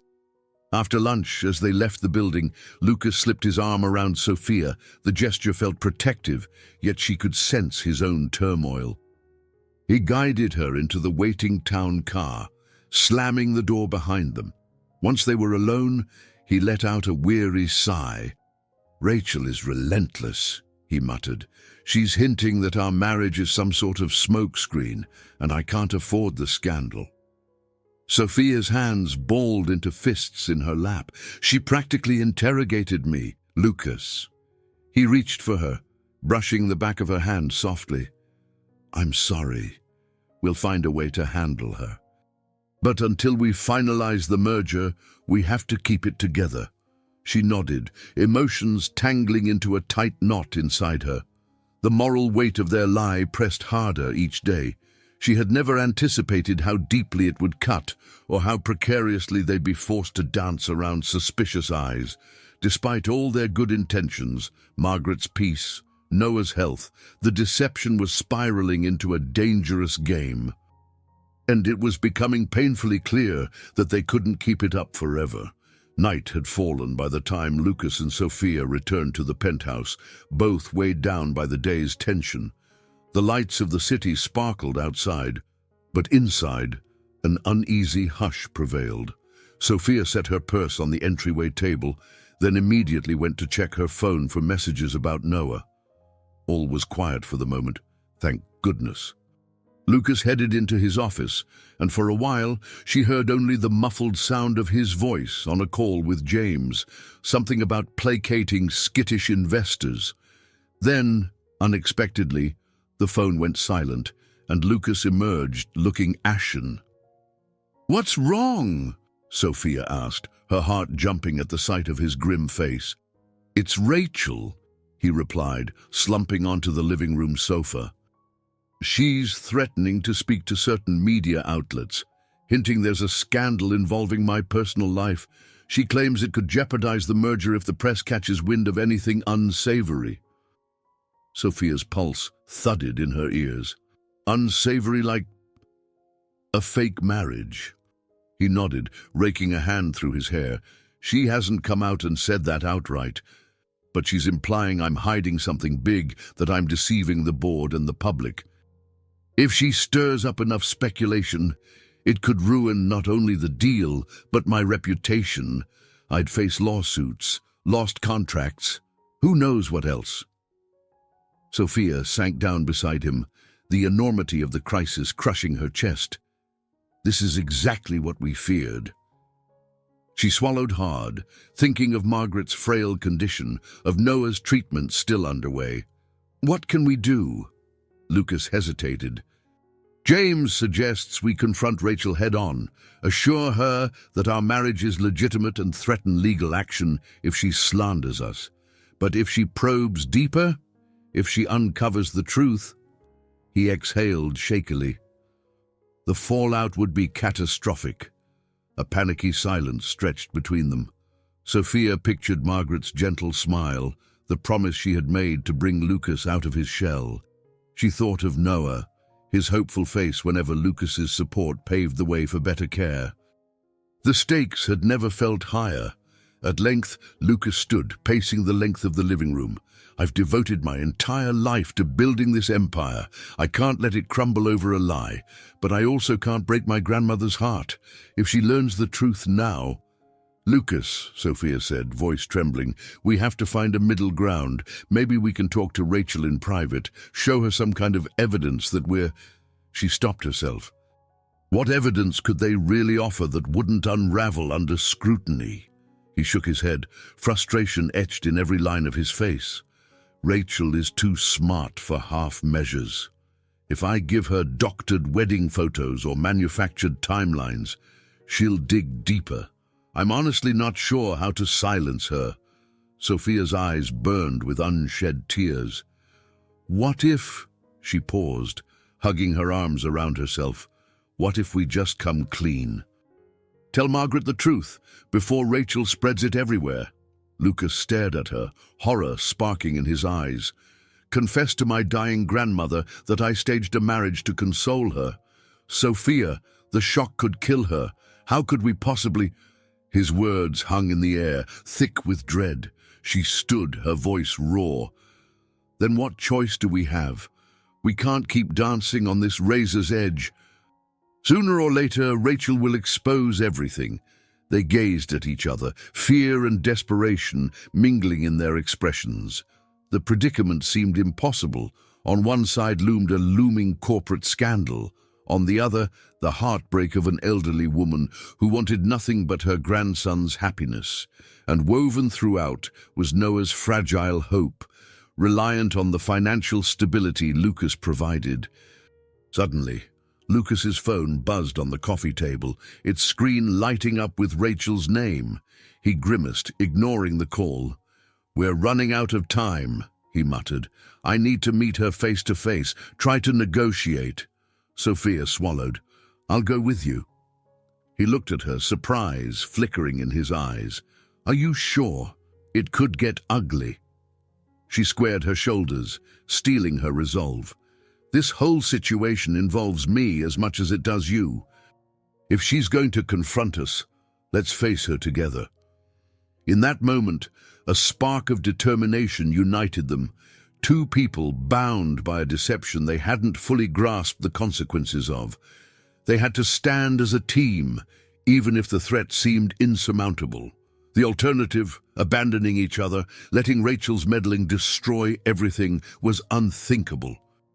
As midnight approached, they finalized a plan: arrange a private meeting with Rachel, attempt to diffuse her suspicions or, if necessary, broker a truce.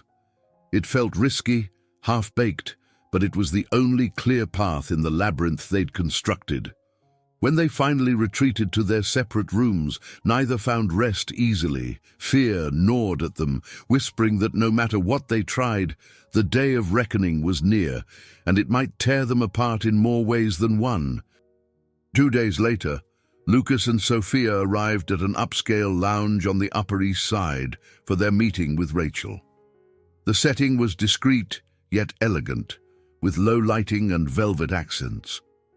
They had chosen a quiet corner booth, away from prying ears. A hush fell over them as they waited, sipping ice water from crystal glasses. When Rachel finally appeared, clad in a fitted charcoal suit, her sharp gaze swept the lounge before landing on them. She slid into the booth, setting her purse aside, her posture poised and predatory. "Lucas," she acknowledged, turning briefly to Sofia and Mrs. Reed. Lucas exhaled slowly. "Thank you for meeting us, Rachel." She offered a thin smile. "I'm intrigued to hear what you have to say, but I warn you, I won't be deterred by half-truths." Sofia's nerves buzzed, but she forced herself to project calm. "We understand. We'd like to reassure you that there's no scandal to expose, no hidden agenda threatening the merger." Rachel raised a brow. "Is that so? Because from where I stand, there are inconsistencies in your backstory. You appeared out of nowhere, Mrs. Reed, just as the biggest deal of Lucas's career was about to finalize. The timing is suspicious." Lucas leaned forward, eyes narrowing. "Rachel, I've known you for years. You know my business record is spotless. Why would I jeopardize everything with a sham?" Her lips twisted into a smirk. "People do desperate things for all sorts of reasons. Tax breaks, image enhancement, manipulating shareholders. But let's cut to the chase. I suspect your marriage is a farce. Prove me wrong." Sofia's heartbeat thundered in her ears.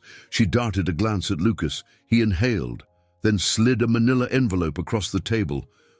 Inside were copies of legal documents, marriage certificates, joint bank statements, and other official-looking paperwork he'd had prepared. Sofia knew some details were genuine enough. Lucas did open an account with her name on it, after all. While others had been skillfully crafted by his legal team, Rachel opened the envelope, flipping through the pages with unmasked skepticism. Silence stretched painfully until she finally set the papers down. Impressive, she mused. Yet I sense the real story remains hidden.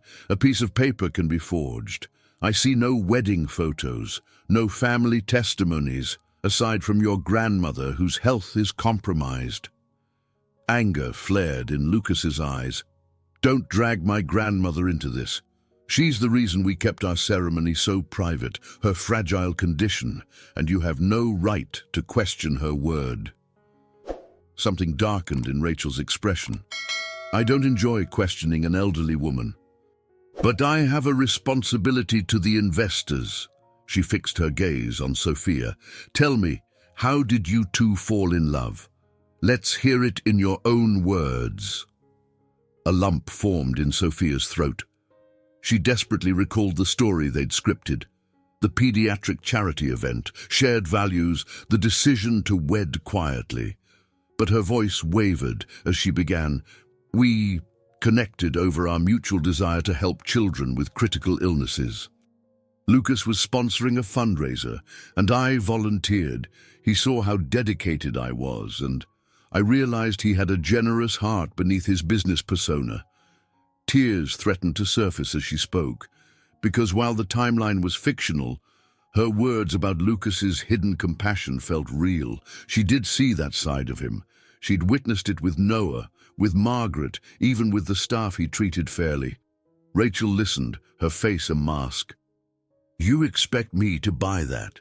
She finally asked, though her tone lacked its usual venom. Perhaps she saw a truth shining through Sofia's shaky narration. Lucas reached over, lacing his fingers through Sofia's. This isn't a performance, Rachel, he said quietly. You may not understand, but we're married because we want to be. My grandmother's illness just pushed us to make it official sooner than planned. For a moment, Rachel seemed to waver. She studied their clasped hands, a slight frown pulling at her features. If you're truly committed to each other, then you'll have no problem inviting the investors to a vow renewal of sorts. Her gaze flicked up to Lucas's eyes. A public display of affection and unity, assuming Margaret's health allows. Let the shareholders witness your devotion firsthand. Sofia's stomach flipped. This was a curveball they hadn't anticipated. A vow renewal. In front of business associates, panic churned inside her, but Lucas surprised her by giving a slow nod. If that's what it takes, he said, voice firm, we'll do it. Rachel's lips curved into a satisfied smile. Then I look forward to the invitation. She rose, leaving the envelope on the table. As her figure receded into the lounge's shadows, Sofia exhaled shakily. Lucas reached for her, leaning in to whisper, It's a big gamble, but maybe this will silence her. Sofia squeezed his hand, her mind racing. A vow renewal meant more lies. Or perhaps a chance to make something genuine in the midst of so much deception. For now, they had a small glimmer of hope. If they could put on a convincing show of unity, perhaps Rachel would back off. Yet as they left the lounge, a single question echoed in Sofia's mind. Could this vow renewal be the tipping point where truth and lies finally collide? The day after their unsettling meeting with Rachel, Sofia found herself alone in Lucas's penthouse. Tidying up the living room, she was trying and failing to ignore the emotional storm brewing inside her. Rachel's suggestion of a vow renewal felt like a train hurtling toward them, unstoppable. How far could they go, piling lies upon lies, before it all imploded? Midway through fluffing a throw pillow, Sofia's phone buzzed. Seeing it was Mrs. Patterson, she braced herself. "Is Noah okay?" she asked quickly. "He's doing all right," came the older woman's reassuring voice. "Just a little restless. I think he misses you." Sofia's chest tightened. Balancing her time between Noah, Margaret, and the charade with Lucas was wearing her thin. "I'll come by soon," she promised. After hanging up, she stood in the silent penthouse, exhaustion weighing on her like a heavy cloak. Moments later, Lucas entered. His tie was crooked, and his eyes were rimmed with dark circles. "I spoke with James," he said, voice subdued. "He thinks the vow renewal could really sway the investors. He's already started drafting invitations in case we decide to proceed." Sofia lowered her gaze. "This is spiraling out of control." He raked a hand through his hair, nodding grimly. "I know, but if we don't go through with it, Rachel will interpret it as a confession of guilt, and the deal could collapse. My entire company is on the line, not to mention the resources we need for Noah." She set the pillow aside. "What about Margaret? We haven't even mentioned it to her. She's too frail to attend some big public event." Lucas sighed, sinking onto the couch. "We could make it a very small ceremony. Hospital staff, close friends, maybe the key investors and their spouses, just enough to be convincing." He hesitated. "But the real question is, can Margaret handle such an event?" Sofia tried to picture the elderly woman, fragile yet still sharp. Could a gentle, controlled ceremony give her a final burst of joy, or would it overwhelm her? "She wants to see us happy," Sofia said softly, voice trembling with emotion. "But I can't lie to her anymore, Lucas. I can't stand in front of her and recite vows that aren't real." He stared at her, his own anguish plain. "I know," he murmured. "I hate lying to her too. But if we confess, she might feel betrayed. And if the shock is too great—" He trailed off, unable to voice his deepest fear, that the stress might hasten Margaret's decline. They sat side by side on the couch, the hush of the penthouse draping over them like a mournful shroud. Sofia rested her head in her hands. "How did we get here?" she asked, her voice strained. "All we wanted was to give Margaret a bit of peace." Lucas wrapped an arm around her shoulders, a tentative gesture of comfort. "Sometimes good intentions pave the road to chaos," he said, a wry edge to his tone. "And I never expected to care about you this much." Her heart twisted at his admission. She lifted her gaze, finding his expression raw. In that moment, it felt as if the physical closeness was more genuine than any of the scripted lines they'd fed Margaret or Rachel. Slowly, almost hesitantly, she placed a hand on his cheek. "Lucas," she whispered, wanting to say something honest, something not clouded by the lies they were living. He leaned closer, eyes flickering with longing and uncertainty, as if teetering on the edge of a confession. Then, as though a sudden wave of self-consciousness struck, he broke away, clearing his throat. "We should talk to Margaret about the vow renewal," he said quietly, rising to his feet. "See if it's feasible, medically and emotionally." Sofia nodded, swallowing her own confusion. "Yes, we'll do that." She pushed aside the half-formed questions swirling in her mind. Is Lucas developing real feelings for me? Am I falling for him? Such notions threatened to burst through the seams of their arrangement. That evening, they visited Margaret at the hospital. Though she looked pale, her eyes danced with curiosity when they mentioned hosting a small vow renewal. "Oh, how lovely!" she exclaimed, her voice soft but thrilled. "I'd be honored to witness it." Lucas cast Sofia a worried glance, then addressed Margaret. "Only if you feel well enough, Grandma. We don't want to burden you." Margaret waved away his concern with a shaky hand. "Nonsense. If it's something you both want, I'll summon the energy. Love is always worth celebrating." Sofia forced a smile, despite the knot in her stomach. Margaret looked so hopeful, like a woman who might cling to this joyous event as a lifeline.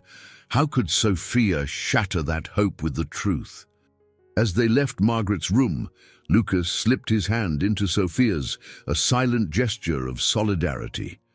They were stepping ever closer to the final test of their charade, a ceremonial reaffirmation that might either soothe Margaret's heart or break it.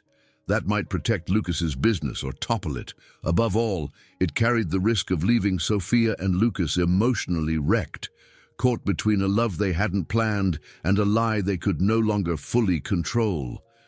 Sunlight filtered through the penthouse's floor-to-ceiling windows as Sofia paced the living room, cradling a bouquet of white lilies in trembling hands. Despite the warm glow streaming in, she felt a chill wrap around her. Today was the day of the vow renewal ceremony, an event that should have been a joyous celebration, but instead loomed like a high-stakes performance. The carefully selected group of guests, including key investors, would arrive soon. And Margaret, frail though she was, had insisted on attending in person.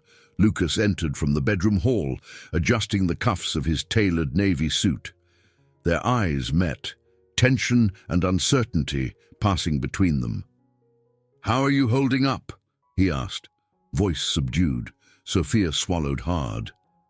"I'm terrified," she admitted, gaze flicking to the decorations scattered around the space. Delicate floral arrangements, a modest arch of pale pink roses near the windows. In a true wedding, she might have felt butterflies of excitement. Instead, a knot of dread coiled tighter in her stomach with each passing second. Lucas offered a fleeting, gentle smile. "We'll get through this." He reached for her hands, guiding her to a nearby mirror. "Let me see you." She wore a simple ivory dress that ended just above her ankles, a nod to a wedding gown without going over the top. She'd pinned her hair back with a silver barrette. Under different circumstances, she might have glowed with happiness at playing bride, yet every reflection of herself reminded her that this was all for show. A soft knock interrupted them. James appeared in the doorway, eyes flicking between them. "Guests are starting to arrive," he informed them quietly. "Margaret's on her way up in the elevator. Dr. Hamilton accompanied her." Lucas let out a slow exhale. "Thank you, James. Could you help direct the investors to the seating area?" James nodded, offering Sofia a small smile of encouragement before slipping back into the corridor. His supportive gaze provided a measure of comfort, though it did little to quell Sofia's pounding heart. Within minutes, the penthouse filled with subdued chatter. The living room furniture had been rearranged to accommodate a small aisle lined with petals. At the end of that aisle stood the simple floral arch. Investors, accompanied by a handful of executives, mingled politely. Sofia recognized some from Lucas's business dinners and forced a pleasant smile, wary of Rachel Collins's watchful eyes. Sure enough, Rachel stood near the windows, sipping champagne. She wore a sleek black dress and an air of sharp-edged curiosity. When her gaze settled on Sofia, the corner of her mouth curved in something almost like a dare. Before Sofia could steel herself to approach, the elevator doors opened. A hush fell across the room as Margaret emerged, supported by Dr. Hamilton, who guided her wheelchair over the marble floor. She wore a soft lavender shawl around her shoulders, her eyes bright with anticipation. Despite the oxygen tube clipped gently behind her ears, she exuded a determined grace that pulled Sofia's heartstrings. "Grandma," Lucas murmured, crossing the room to greet her. He bent to kiss her cheek, his expression a mixture of relief and worry. "Thank you for coming." Margaret patted his hand. "I wouldn't miss this for the world," she whispered, voice quivering with emotion. Then her gaze found Sofia, and her thin face lit up. "My dear, you look radiant," she declared. "I'm so pleased to see you two reaffirming your commitment." Sofia felt tears prick the corners of her eyes. She carefully lowered herself beside Margaret's chair and clasped the older woman's hand. "I'm sorry," she wanted to say, regret lancing her heart. But instead she managed a shaky smile. "I'm glad you could be here." A makeshift officiant, a longtime Reed family friend, stepped into place at the floral arch. Lucas and Sofia took their positions at the front, turning to face the small gathering of onlookers. Sofia's pulse thundered in her ears. She glanced around to see Rachel, arms folded, eyes gleaming with skeptical fascination. The officiant began with a warm welcome, acknowledging Margaret's presence and thanking the guests for witnessing this special reaffirmation of love. Sofia's throat tightened at those words. Love. She tried not to look at Margaret for fear of dissolving into guilt-ridden tears. Then came the moment for vows. Lucas inhaled, slipping a simple silver band onto Sofia's finger. His voice trembled at first, though he attempted a confident tone. "I stand here to promise my devotion," he said, each word distinct, "to honor what we've built and to protect the bond we share." His gaze flicked to the audience, as if to assert the ceremony's legitimacy. Yet when he looked at Sofia, an unmistakable sincerity glimmered in his eyes. Sofia's lips parted, a swirl of emotion tightening her chest. She held his hand, slipping a matching band onto his finger. "I vow to stand with you," she managed, her voice catching, "to trust in the quiet strength you've shown me and to cherish the time we have together." She heard a faint sniffle from the guests, possibly from one of the investors' spouses, or maybe even from James. The room bristled with an odd blend of sentimentality and suspicion. Rachel, for her part, leaned forward slightly, every muscle poised as though awaiting a moment of weakness. At the officiant's gentle prompt, Lucas and Sofia shared a brief kiss. The guests applauded politely. Margaret's eyes shone with tears, whether of joy or exhaustion, Sofia couldn't tell. Meanwhile, Rachel broke into measured clapping, her expression unreadable. As the ceremony concluded, a wave of relief and heartbreak washed over Sofia. Margaret beamed up at them from her wheelchair, a hopeful spark illuminating her face. "She believes it," Sofia realized. "She thinks we're truly in love." And for a fleeting moment, despite the falsehood underscoring it all, Sofia wished it could be real. Yet her gaze strayed to Rachel, whose calculating stare suggested that this vow renewal might have soothed some doubts. But not all. And in that silent exchange, Sofia felt an unsettling truth. Their supreme ordeal was only beginning, for the greatest conflict, the battle for honesty, still loomed ahead. The morning after the vow renewal felt like the aftermath of a high-stakes performance. Sofia woke early, stepping out of her small bedroom with a slight headache from emotional exhaustion. The penthouse was quiet. Lucas had risen even earlier, leaving to attend an emergency meeting about the merger. She stood by the large windows overlooking Manhattan, replaying the ceremony in her mind. Part of her felt a dull ache of regret. The look of pure joy on Margaret's face haunted her, as did the uncertain glint in Rachel's eyes. "What have we done?" she wondered. "We only made the lie bigger." Her phone buzzed. Glancing at the screen, she saw a message from James. "Grandma Margaret resting well. Dr. Hamilton says her vitals are stable this morning. Lucas asked me to check on you too. Everything all right?" Sofia's heart warmed slightly. "He's worried about me." Typing quickly, she reassured James she was fine, then set her phone aside. The vow renewal had caused quite a stir.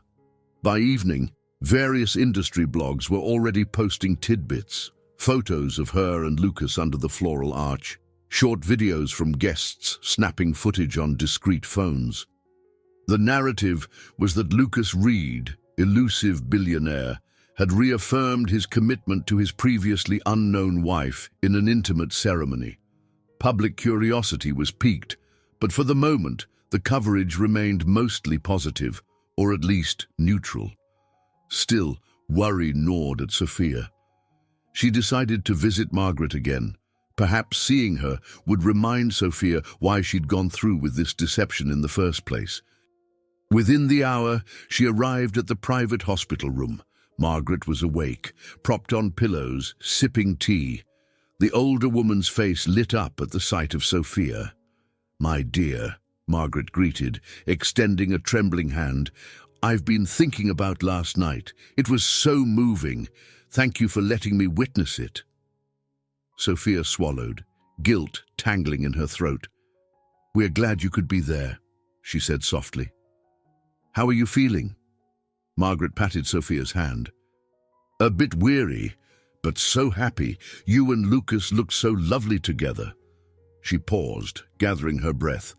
"I'm proud of how you've stood by him. He's always been so guarded, but I see a different light in his eyes now."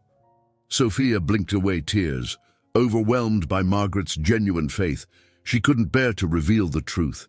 This woman, so gentle and affectionate, deserved every ounce of comfort. "I just want to do what's best," Sofia whispered, her words catching in her throat. Margaret nodded knowingly, a faint sadness crossing her expression. "Sometimes, doing what's best involves more pain than we expect," she said quietly. "But if it leads to love, it's worth it. Promise me you'll hold on to that thought, even when life gets complicated." Those words struck Sofia deeply, as though Margaret sensed the undercurrent of turmoil. Sofia offered a wavering smile in return, struggling to reconcile her mounting guilt with the kindness before her. On her way out, she bumped into Dr. Hamilton in the hallway. He gave her a polite nod. "She's asked about Lucas too, you know. Hopes he'll come by soon." "He's in meetings," Sofia explained, "but he'll visit as soon as he can." Dr. Hamilton peered at her with mild concern. "And how are you doing, Mrs. Reed?" "This can't be easy," Sofia forced a gentle laugh. "It's certainly not what I expected, but I'm managing." When she returned to the penthouse, Lucas had just walked in, tie askew, lines of worry etched on his brow. He glanced at Sofia. The investors seemed pleased enough by the ceremony. Some even sent congratulatory notes this morning. But Rachel remains unconvinced. She claims we need further public appearances to fully secure her endorsement. Sofia's shoulders sagged. "More performances. We can't keep doing this indefinitely." He nodded, exhaustion evident in his voice. "I know. But she's set on holding a formal dinner with the entire board to celebrate our renewed commitments. It's like she wants to pick us apart in front of everyone." He paused, gaze flickering. "How's Margaret?" "She's stable. She's so happy." Sofia sank onto the couch, a tremor in her voice. "Lucas, I feel awful lying to her. She believes this is real, that we're truly in love." He settled beside her, resting a hand on her shoulder. "I hate it too, but at least she's comforted. That's what matters, right?" Sofia gazed at him, tears hovering on her lashes. "And what about us? Where does that leave us when all this is over?" The question hung in the air. Lucas looked stricken, as if he'd been grappling with it in private. After a moment, he spoke softly. "I don't know. Part of me wishes maybe we could make this real, but it's complicated, and we started from a lie." Her heart thudded. She wanted to believe that a genuine bond was growing between them, something untainted by their initial deception. Yet she feared the day they'd have to reveal the truth, risking heartbreak for Margaret and potential collapse of Lucas's empire. Their conversation was interrupted by a call from James, asking Lucas to attend an urgent meeting downtown. Lucas pressed a light kiss to Sofia's forehead, an instinctive gesture that left her breathless with confusion, then hurried away. Alone again, she stood by the window, gazing out over the bustling city below. Margaret's gentle advice echoed in her mind. Sometimes, doing what's best involves more pain than we expect. Sofia wondered if she'd be able to pay that price, and if, in the end, it might still be worth it. 2 days later, A hush cloaked the penthouse. It was late afternoon, and Lucas had retreated to his office, wrestling with merger documents. Sofia, in search of a moment's peace, stepped out onto the balcony. A brisk autumn wind stirred the city air, carrying the muffled roar of traffic far below. She hugged her cardigan tighter and gazed across Manhattan, recalling the anxious woman she'd been when this charade began. Back then, she was a desperate mother, compelled by a need for survival. Even entering a faux marriage was a sacrifice she'd do for Noah's sake. But now, standing there, she felt a flicker of strength that surprised her. I've changed, she realized. I've grown more assertive, less afraid to face the world's judgments. The balcony door slid open behind her. Lucas emerged, features taut with concern. "I've been looking for you," he said softly. "I thought you might have gone to see Margaret." Sofia shook her head, turning to face him. "I needed a breather. James said Margaret's resting well, so I decided to wait until tomorrow." Lucas joined her at the railing, both of them watching the endless swirl of city life. After a moment, he spoke quietly. "I've been thinking about the vow renewal." He cleared his throat. "I know it was staged, but it affected me. Standing there, saying those words in front of Margaret, in front of everyone. It felt more real than I anticipated." Her heart skipped. She studied his profile, sharp jaw, furrowed brow. "It felt real to me, too," she admitted, voice trembling. "Which is terrifying, because I can't forget how we got here." He closed his eyes briefly. "I never meant to hurt anyone. I just wanted Margaret to be happy. And then I saw a chance to help you and Noah." He sighed. "I didn't realize we'd end up here, entangled in feelings neither of us planned." Sofia's cheeks warmed. She hesitated before placing a gentle hand on his arm. "Sometimes, the most unexpected moments lead us to the greatest truths. But it doesn't erase the deception." He turned to face her fully, searching her eyes. "We can't stay in limbo forever. A time will come when we must tell Margaret the truth or let her pass on believing this lie. And I need to decide how to salvage my business without dragging you into a scandal." The notion made her stomach twist. She stepped closer, voice low. "Whatever happens, I want to face it with honesty, even if it means risking all we've built." Lucas's gaze flickered with pain and yearning. "Sofia," he whispered, lifting a hand to cup her cheek. Before he could continue, the shrill ring of his phone shattered the intimacy. He grimaced, pulling away to answer.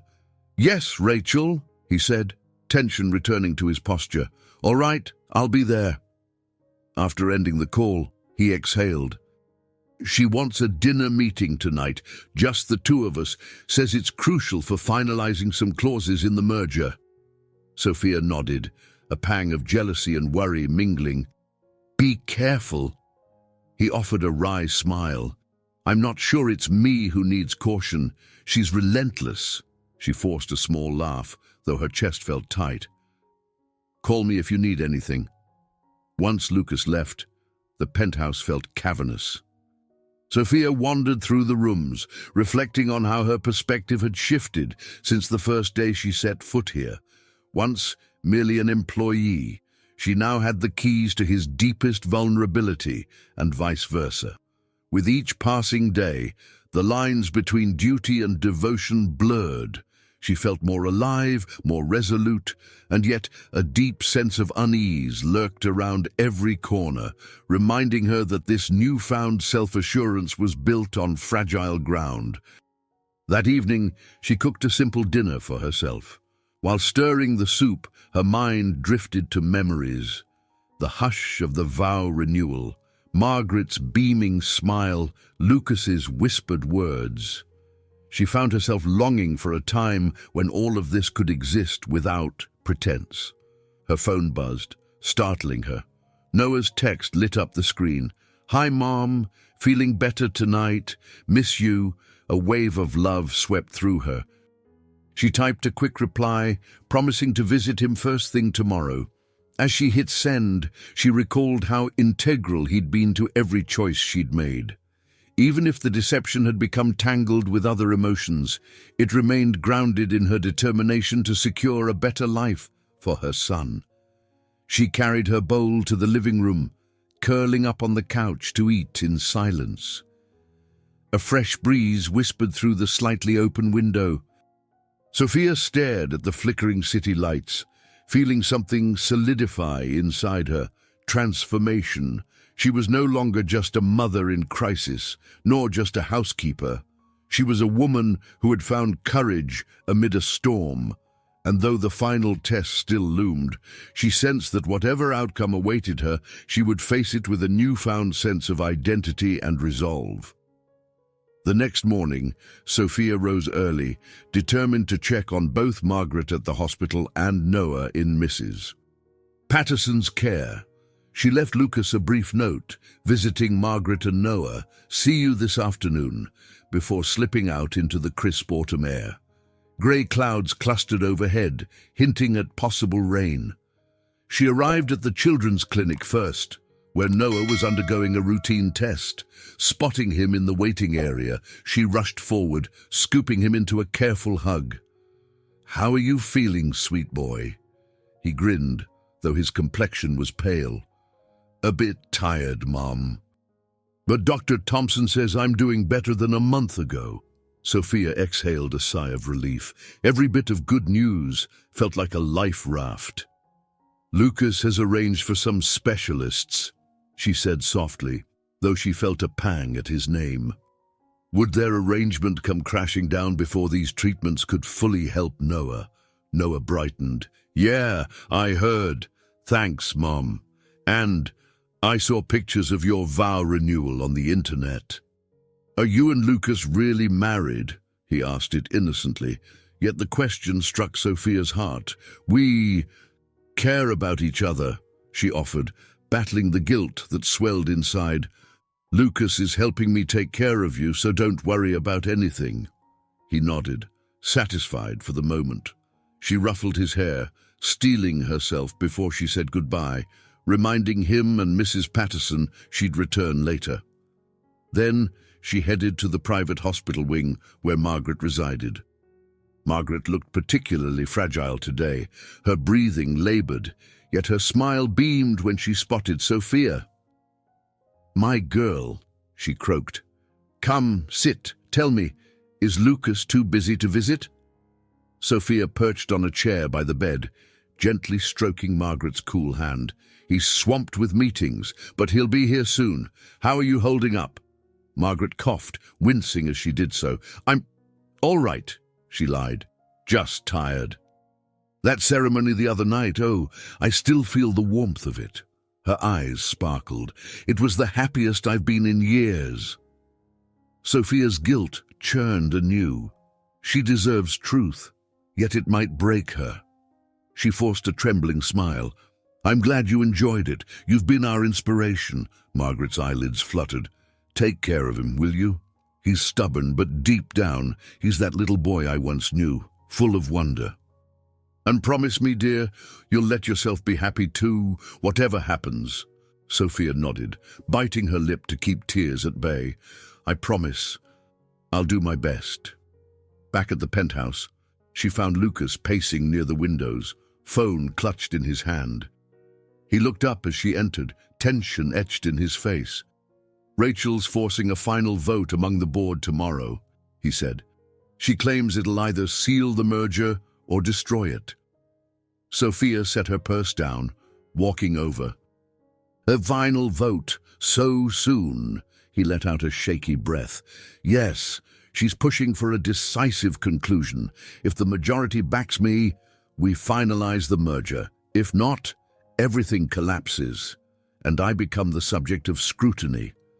She's been hinting that any sign of personal instability could tip the scales. Sofia absorbed the news, panic swirling in her mind. "What do we do?" Lucas's gaze darkened. "We need to present ourselves at that board meeting. Show absolute unity, no cracks." He hesitated, running a hand over his jaw. "If they see any reason to doubt us, any sign we're not who we claim to be, Rachel will seize on it." Despite her fear, Sofia lifted her chin. "Then we'll face them head-on. I'm not backing down now." A flash of gratitude and something deeper crossed Lucas's expression. He stepped closer, resting a hand on her shoulder. "We stand together." That evening, James came by to strategize. They spent hours reviewing possible questions the board might ask, not just about finances, but personal stability and public image. Sofia tried to memorize every detail about Lucas's life story, weaving it seamlessly with her own. She felt like a student cramming for final exams, except the outcome here would affect more than just a grade.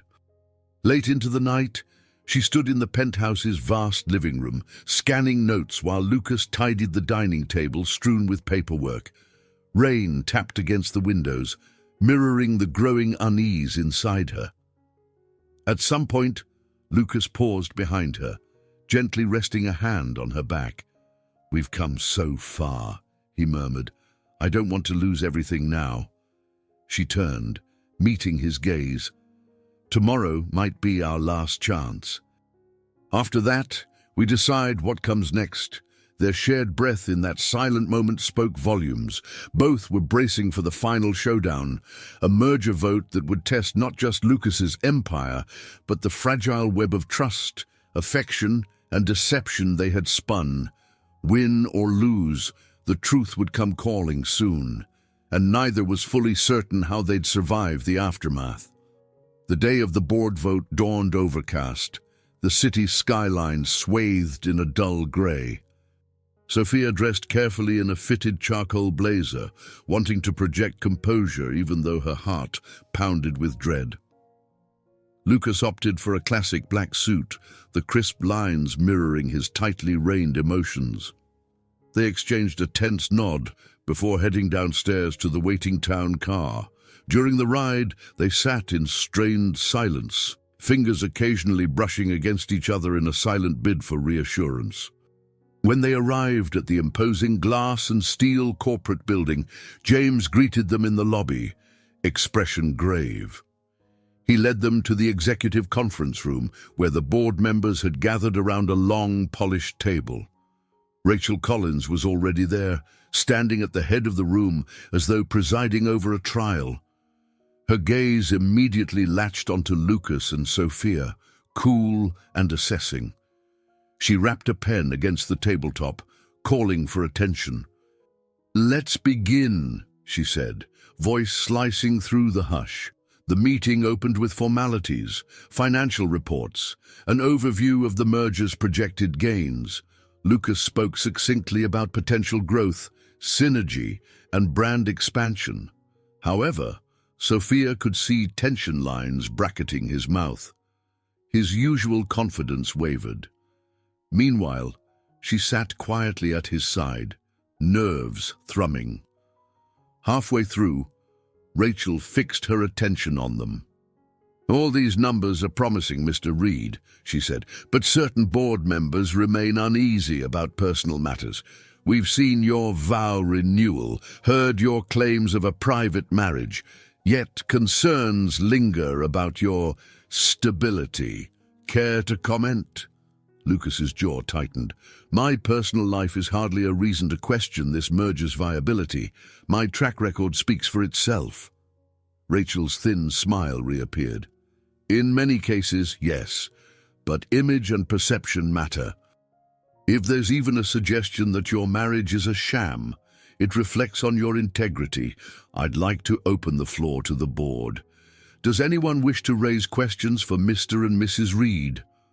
A ripple of murmurs passed among the seated executives. Then one man cleared his throat. "Could you elaborate on your decision to keep your relationship so secret initially? It's unorthodox for someone in your position." Lucas's eyes flicked to Sofia before he spoke. "I value privacy. My grandmother was ill, and we chose an intimate approach. Sofia and I connected over shared values, not publicity." Next, a woman in a tailored suit leaned forward. "Mrs. Reed, Can you confirm when you first met Mr. Reed? We've heard conflicting timelines. Sophia's pulse skittered, but she mustered her composure. 2 years ago at a pediatric charity event, she said, reciting their rehearsed story. We kept things quiet out of respect for Lucas's family situation.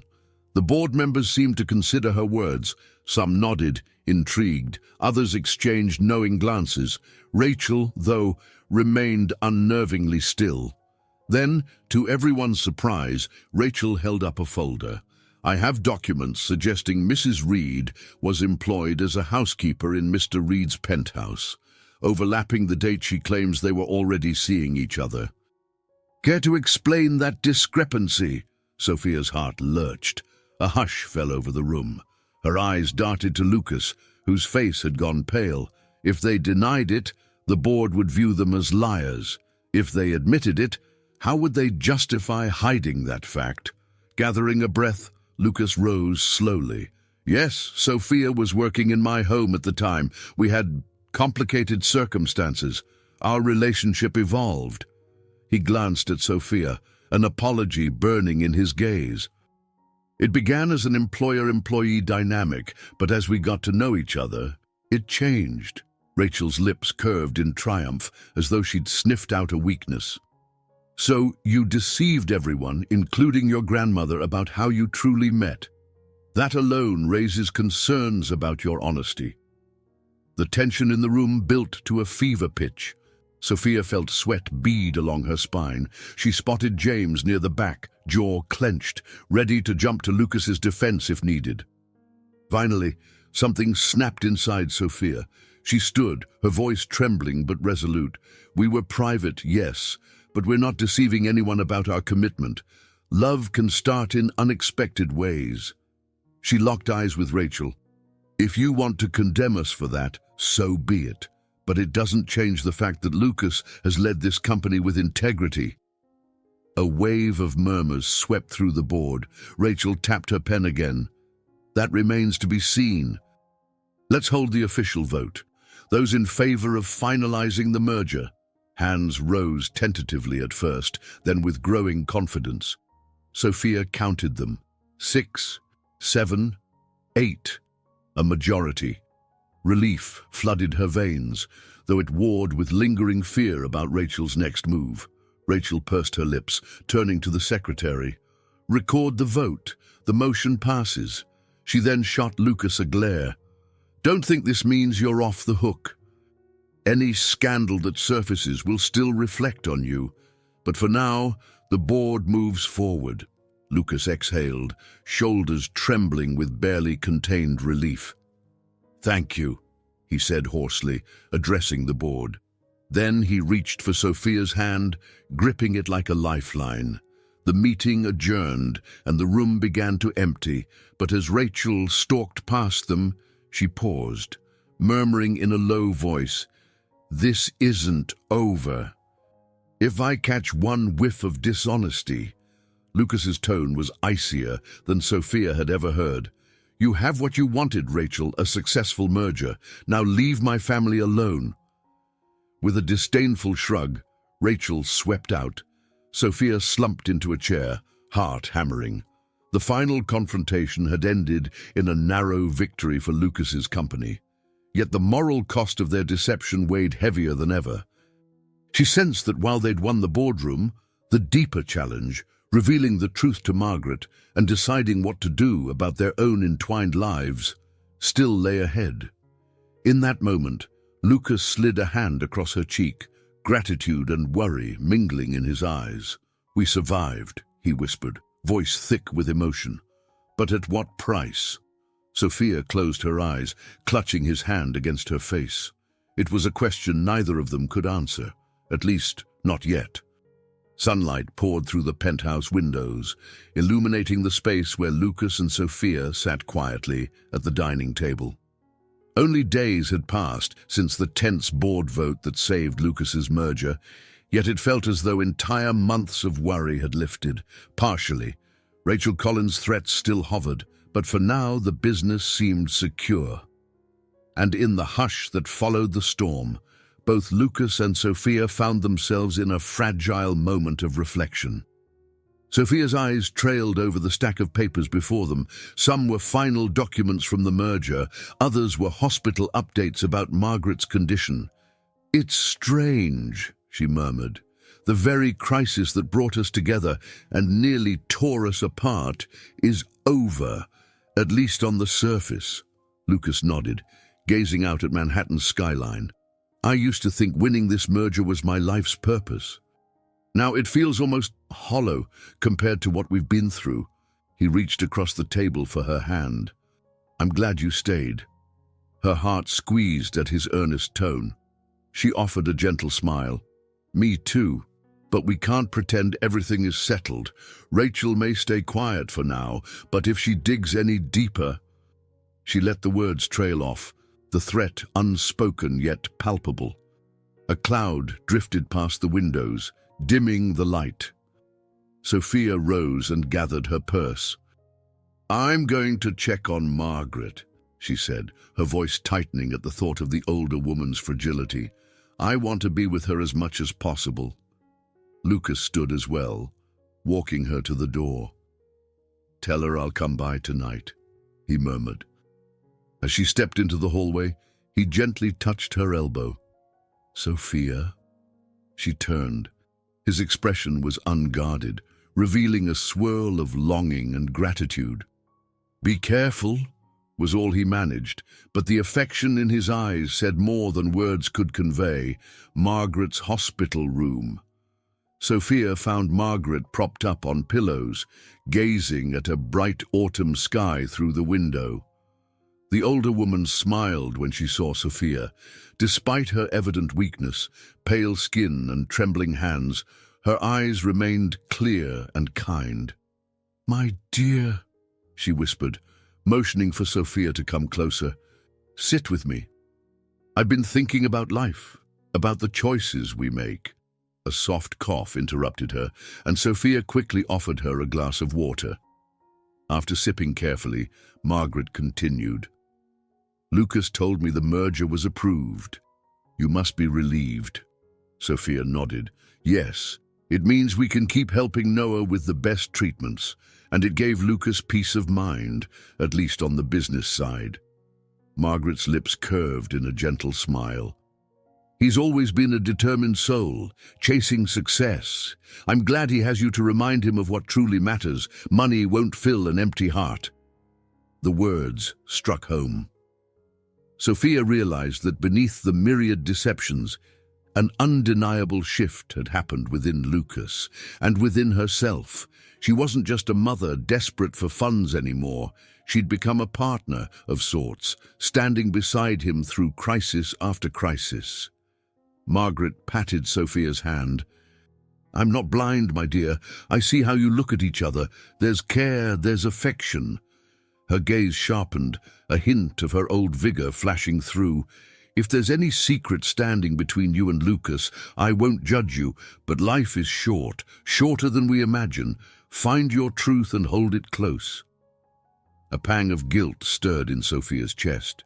She wanted to confess everything, to beg Margaret's forgiveness for the pretense, but the raw fear of shattering this precious peace stilled her tongue. Instead, she nodded, tears prickling at the corners of her eyes.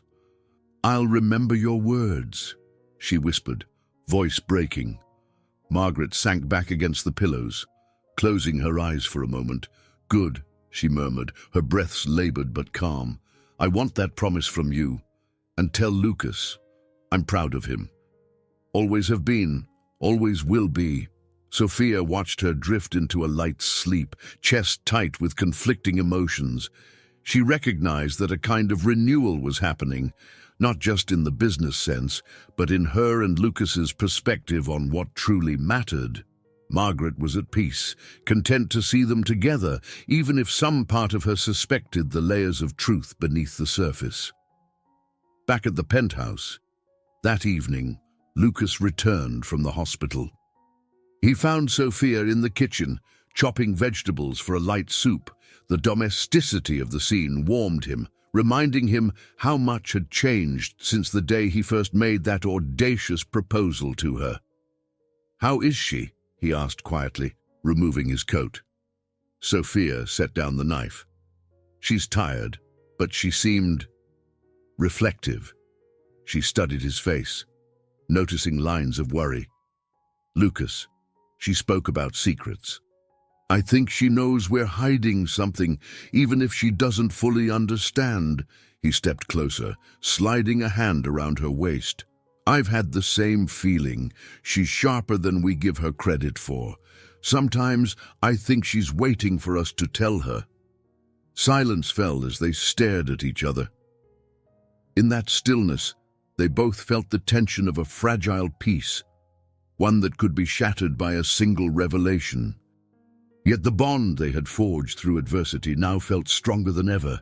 Even if they stood on uncertain ground, they stood there together. At last, Sofia managed a small nod. "We'll figure this out," she murmured, "for her sake and ours." Outside, twilight dimmed the city's towering structures, casting soft shadows across the penthouse. Inside, Lucas and Sofia shared a quiet meal, acutely aware that they were entering a new phase, vulnerable, yet renewed by the realization that genuine connection might exist beyond the original lie. All that remained was to confront the truth that bound them, before it slipped beyond their grasp forever. A week later, Sofia found herself standing in the foyer of the old summer house upstate, the same one she and Lucas had visited to fulfill Margaret's request. This time, though, Margaret wasn't merely requesting an inspection, she was there in person. Against all odds, Dr. Hamilton had approved a short trip, provided she stayed in a wheelchair and avoided undue stress. The air felt lighter than it had in months, crisp autumn leaves swirling across the driveway as Lucas helped the medical staff lift Margaret gently over the threshold. Sofia followed close behind, guiding Noah by the hand. He'd been allowed to come for the day, as his recent checkups showed improvement. Margaret gazed around the foyer, her eyes misty with nostalgia. "Oh, how I've missed this place," she whispered, inhaling the scent of aged wood. "It's like coming home after a long journey." Lucas smiled softly, pushing her wheelchair forward. "It wouldn't be the same without you here," he murmured, guiding her down the hallway. They emerged into the living room, where sunlight poured through tall windows onto a cozy cluster of chairs and a warm fire crackling in the ancient stone fireplace. Noah bounded in, curiosity shining in his eyes as he took in the quaint furniture and rustic charm. "This is so cool," he exclaimed, peeking under old lace doilies on the end tables. Sofia's heart lifted at the sight of him so energized. Perhaps all these trials are yielding some real hope for us all. Margaret chuckled at Noah's enthusiasm. "I used to watch Lucas run around here as a boy, collecting caterpillars, chasing birds. He found such joy in every corner of these walls." She turned to Sofia, eyes glinting. "And you, my dear, do you like it?" Sofia nodded, warmth flooding her. "I love it. It feels like a place where real memories are made." They spent the afternoon reminiscing by the fireplace. Margaret recounted stories of Lucas's childhood antics, sneaking cookies from the pantry, hosting imaginary tea parties with her in the garden. Lucas blushed, tossing amused, self-conscious glances at Sofia. Even Noah chimed in with stories of his own adventures in the city. The conversation felt strikingly genuine, as if for a brief moment the burden of deception had melted away. At some point, Margaret dozed off, lulled by the crackling fire. The medical staff wheeled her into a downstairs bedroom to rest.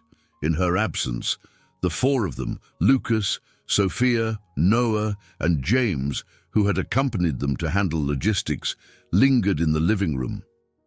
James eventually took a call, stepping outside, leaving Lucas, Sofia, and Noah alone. While Noah played with a small puzzle he'd found on the coffee table, Lucas beckoned Sofia to the window overlooking the lake. The autumn colors mirrored in the water created a scene of stunning tranquility. "I wish we could stay here forever," Sofia confessed, her breath fogging the glass. "Away from the pressure and pretending. It's so peaceful." Lucas's expression softened.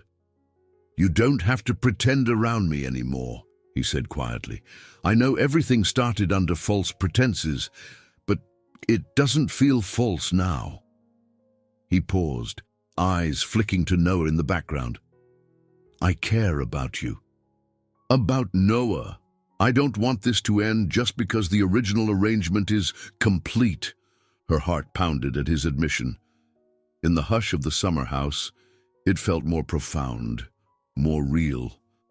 "I care about you too, Lucas," she replied, turning to face him. "But I can't keep lying to Margaret. She deserves the truth." He ran a hand through his hair, anguish crossing his features. "I know. Part of me fears the impact it'll have on her, but another part knows we can't keep her in the dark, especially if we're to move forward honestly." They heard Noah giggling behind them and turned to see him holding a dusty board game triumphantly. Sofia's chest tightened with affection. She rested a hand on Lucas's shoulder. "If we want a genuine future, we have to come clean, to her, to ourselves." Lucas nodded, drawing her into a gentle hug. "I'll stand by you, whatever the outcome, as long as it means we can be real." In that embrace, Sofia felt a sense of homecoming, like the house itself was welcoming them, supporting the fragile bond they had forged. She glanced around the warm living room, remembering how uncertain and desperate she'd been when she first arrived. Now, she felt unexpectedly strong, ready to face the repercussions of their deception if it meant finally living without the weight of it. A few hours later, Margaret woke and insisted on sitting by the lake. Dr. Hamilton and James arranged a blanket and chair for her by the pier. Lucas took over, pushing her wheelchair along a narrow path.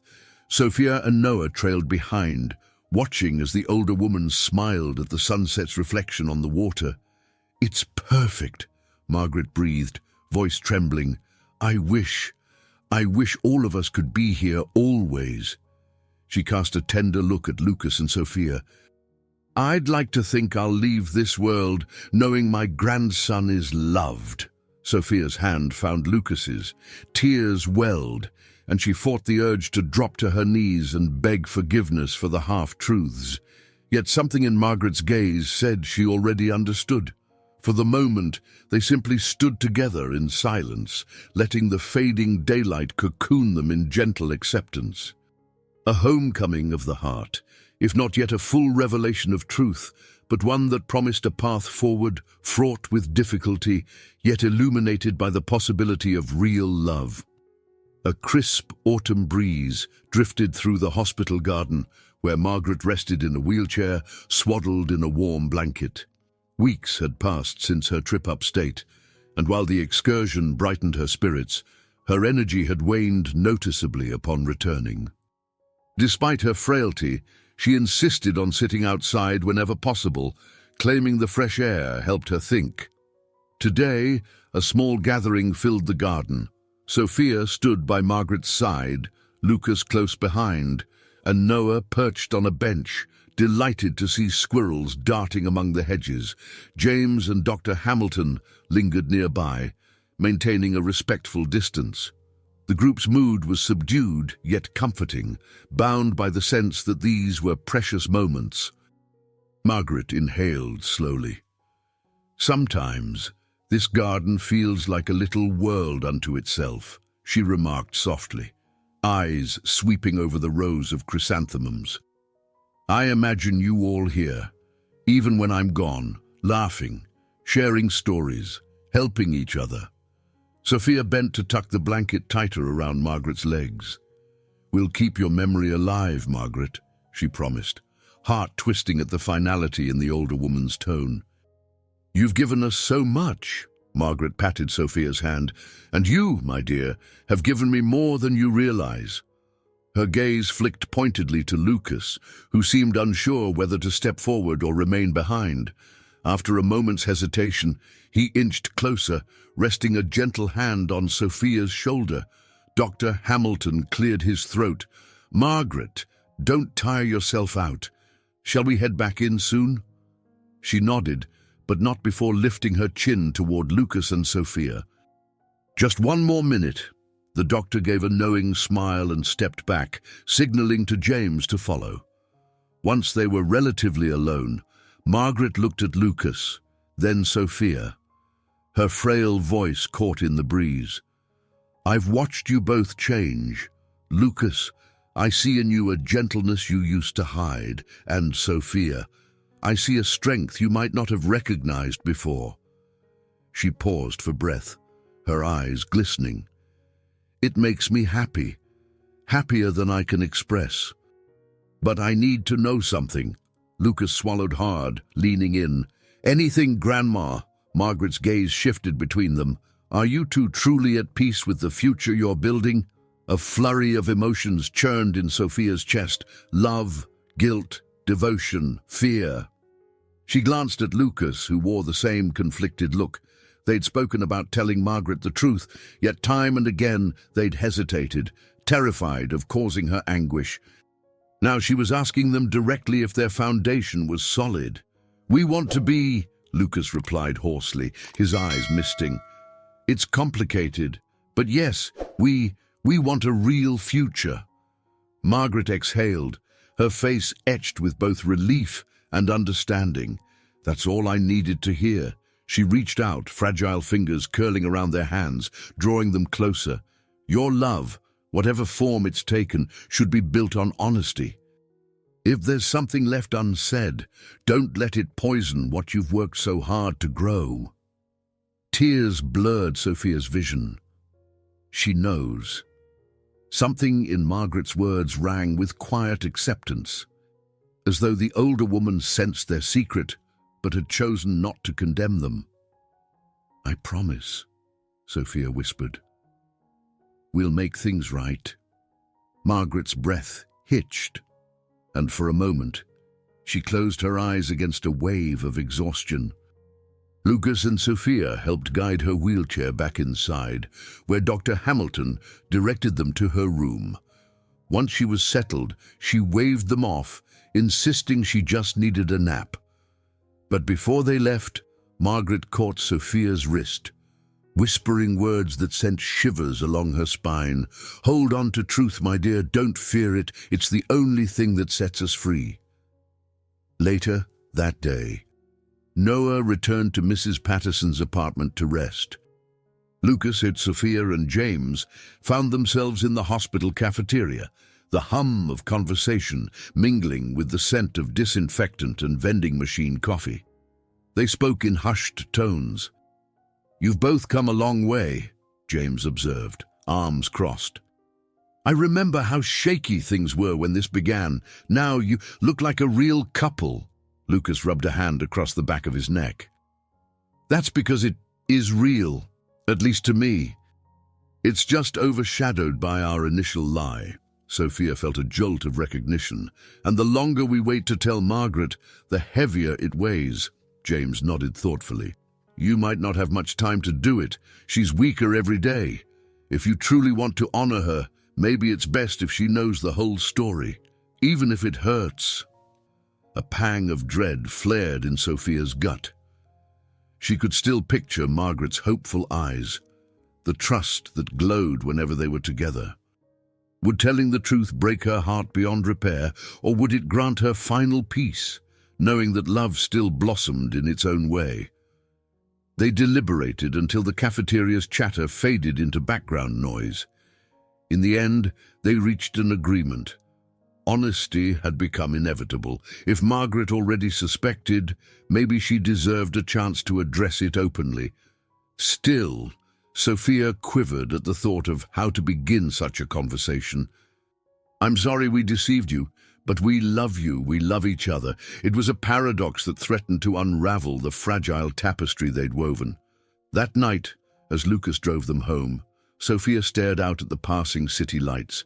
She felt the weight of Margaret's parting words. If there's something left unsaid, don't let it poison what you've built. Beneath the swirling anxieties, hope glimmered. Margaret had gifted them with a final piece of wisdom. Love born from lies could still find redemption in truth if they were brave enough to face it. Late evening light cast soft shadows along the walls of Margaret's hospital room. She lay propped against pillows, her eyes closed in gentle repose. Lucas and Sofia stood at her bedside, hands entwined, hearts hammering with the weight of what they were about to do. Doctor. Hamilton had informed them Margaret's condition had deteriorated. This might be their last chance to share the truth. James waited discreetly in the hallway, ready to offer support if needed. Margaret stirred, eyelids fluttering open. She took a shallow breath, noticing them at once. "Lucas, Sofia," she whispered, voice raspy but warm. "You're here." Lucas squeezed Sofia's hand, then sank into a chair by the bed. "Grandma, there's something we need to tell you." "Something we should have said a long time ago." Margaret studied his face, then Sofia's. A gentle sadness crept into her features. "You've been keeping a secret," she murmured, not accusing, but resigned. "I've known there was more to your story." Tears welled in Sofia's eyes as she sat on the edge of the bed, carefully clasping Margaret's frail hand. "Yes, we never wanted to hurt you. We started this arrangement for your sake. Lucas wanted you to believe he was happily married, so you could find peace." Emotion clogged her throat. "I was just his housekeeper, Margaret. He paid me to pretend—" Margaret closed her eyes, a tear slipping down her wrinkled cheek. For a moment, Sofia feared the shock would be too great. But then Margaret exhaled softly and opened her eyes again. "My dear," she said, voice quivering, "I suspected something along these lines." No real couple is that guarded about their story without reason. Lucas leaned forward, tears swimming in his own gaze. "I'm so sorry, Grandma. I betrayed your trust. I thought I was protecting you from disappointment, but I see now it was cowardly. Everything we did, the vow renewal, the charades, was a lie at first." A hush blanketed the room, broken only by the soft beep of the medical monitors. Margaret's chest rose and fell with effort, but her gaze remained clear as she looked from Lucas to Sofia. "And now," she whispered. Sofia felt the words tumble from her heart. "Now it's not a lie. At least not for me. I'm in love with your grandson, and I don't know if you can ever forgive us for how it started." Margaret's tears multiplied, but she squeezed Sofia's hand with surprising strength. "Love that comes unexpectedly can still be true," she said, voice thin yet resolute, "even if it grew from an imperfect beginning." Lucas lowered his head, overcome by emotion. "I wish I'd done it all differently. I hate that we deceived you. But yes, I love her. And we wanted you to know before it was too late." Margaret breathed a shaky laugh that melted into a sob. "Oh, my darlings." She beckoned them closer, brushing their joined hands with her trembling fingertips. "The greatest truth is the love you share now. Don't let shame overshadow it. I forgive you both. I only want you to be happy, genuinely happy." Relief and sorrow collided within Sofia, tears spilling over. She leaned forward, resting her forehead gently on Margaret's shoulder. Lucas did the same, enveloping the older woman in a careful embrace. In that quiet moment, the weight of deception lifted, replaced by a fragile tapestry of understanding and acceptance. Outside, James peeked in, touched by the scene. He stepped away softly, giving them privacy. The monitors continued their rhythmic beep. The hush felt sacred, as if time itself paused to honor this final revelation. Margaret drew a ragged breath. "One more favor," she whispered, her voice fading. Promise me you'll look after each other. A true marriage, real or not, what matters is devotion. You have it, treasure it. Lucas and Sofia promised through trembling smiles, each pressing a gentle kiss to Margaret's cheek. She closed her eyes again, fatigue overwhelming her. Yet her faint smile remained, a testament to her final solace. The couple lingered at her side, hands laced together in silent vigil, hearts swelling with gratitude and grief. Some days later, Margaret passed peacefully in her sleep 2 nights later, leaving behind a legacy of compassion and wisdom. The funeral was a small, intimate gathering. As the autumn sky spread over the cemetery, Lucas and Sofia stood side by side, tears blending with the crisp wind. Noah clutched Sofia's hand, leaning against her for comfort. James stood near, offering quiet support. Though their original lie had been the impetus for this journey, love had blossomed in its midst. Love for Margaret, for Noah's future, and for each other. In the aftermath of her passing, Lucas and Sofia found themselves stepping into a life not built on falsehoods, but on a shared promise to honor the chance Margaret had given them. Standing at the graveside, Sofia slipped her hand into Lucas's. He drew her close, pressing his lips to her temple.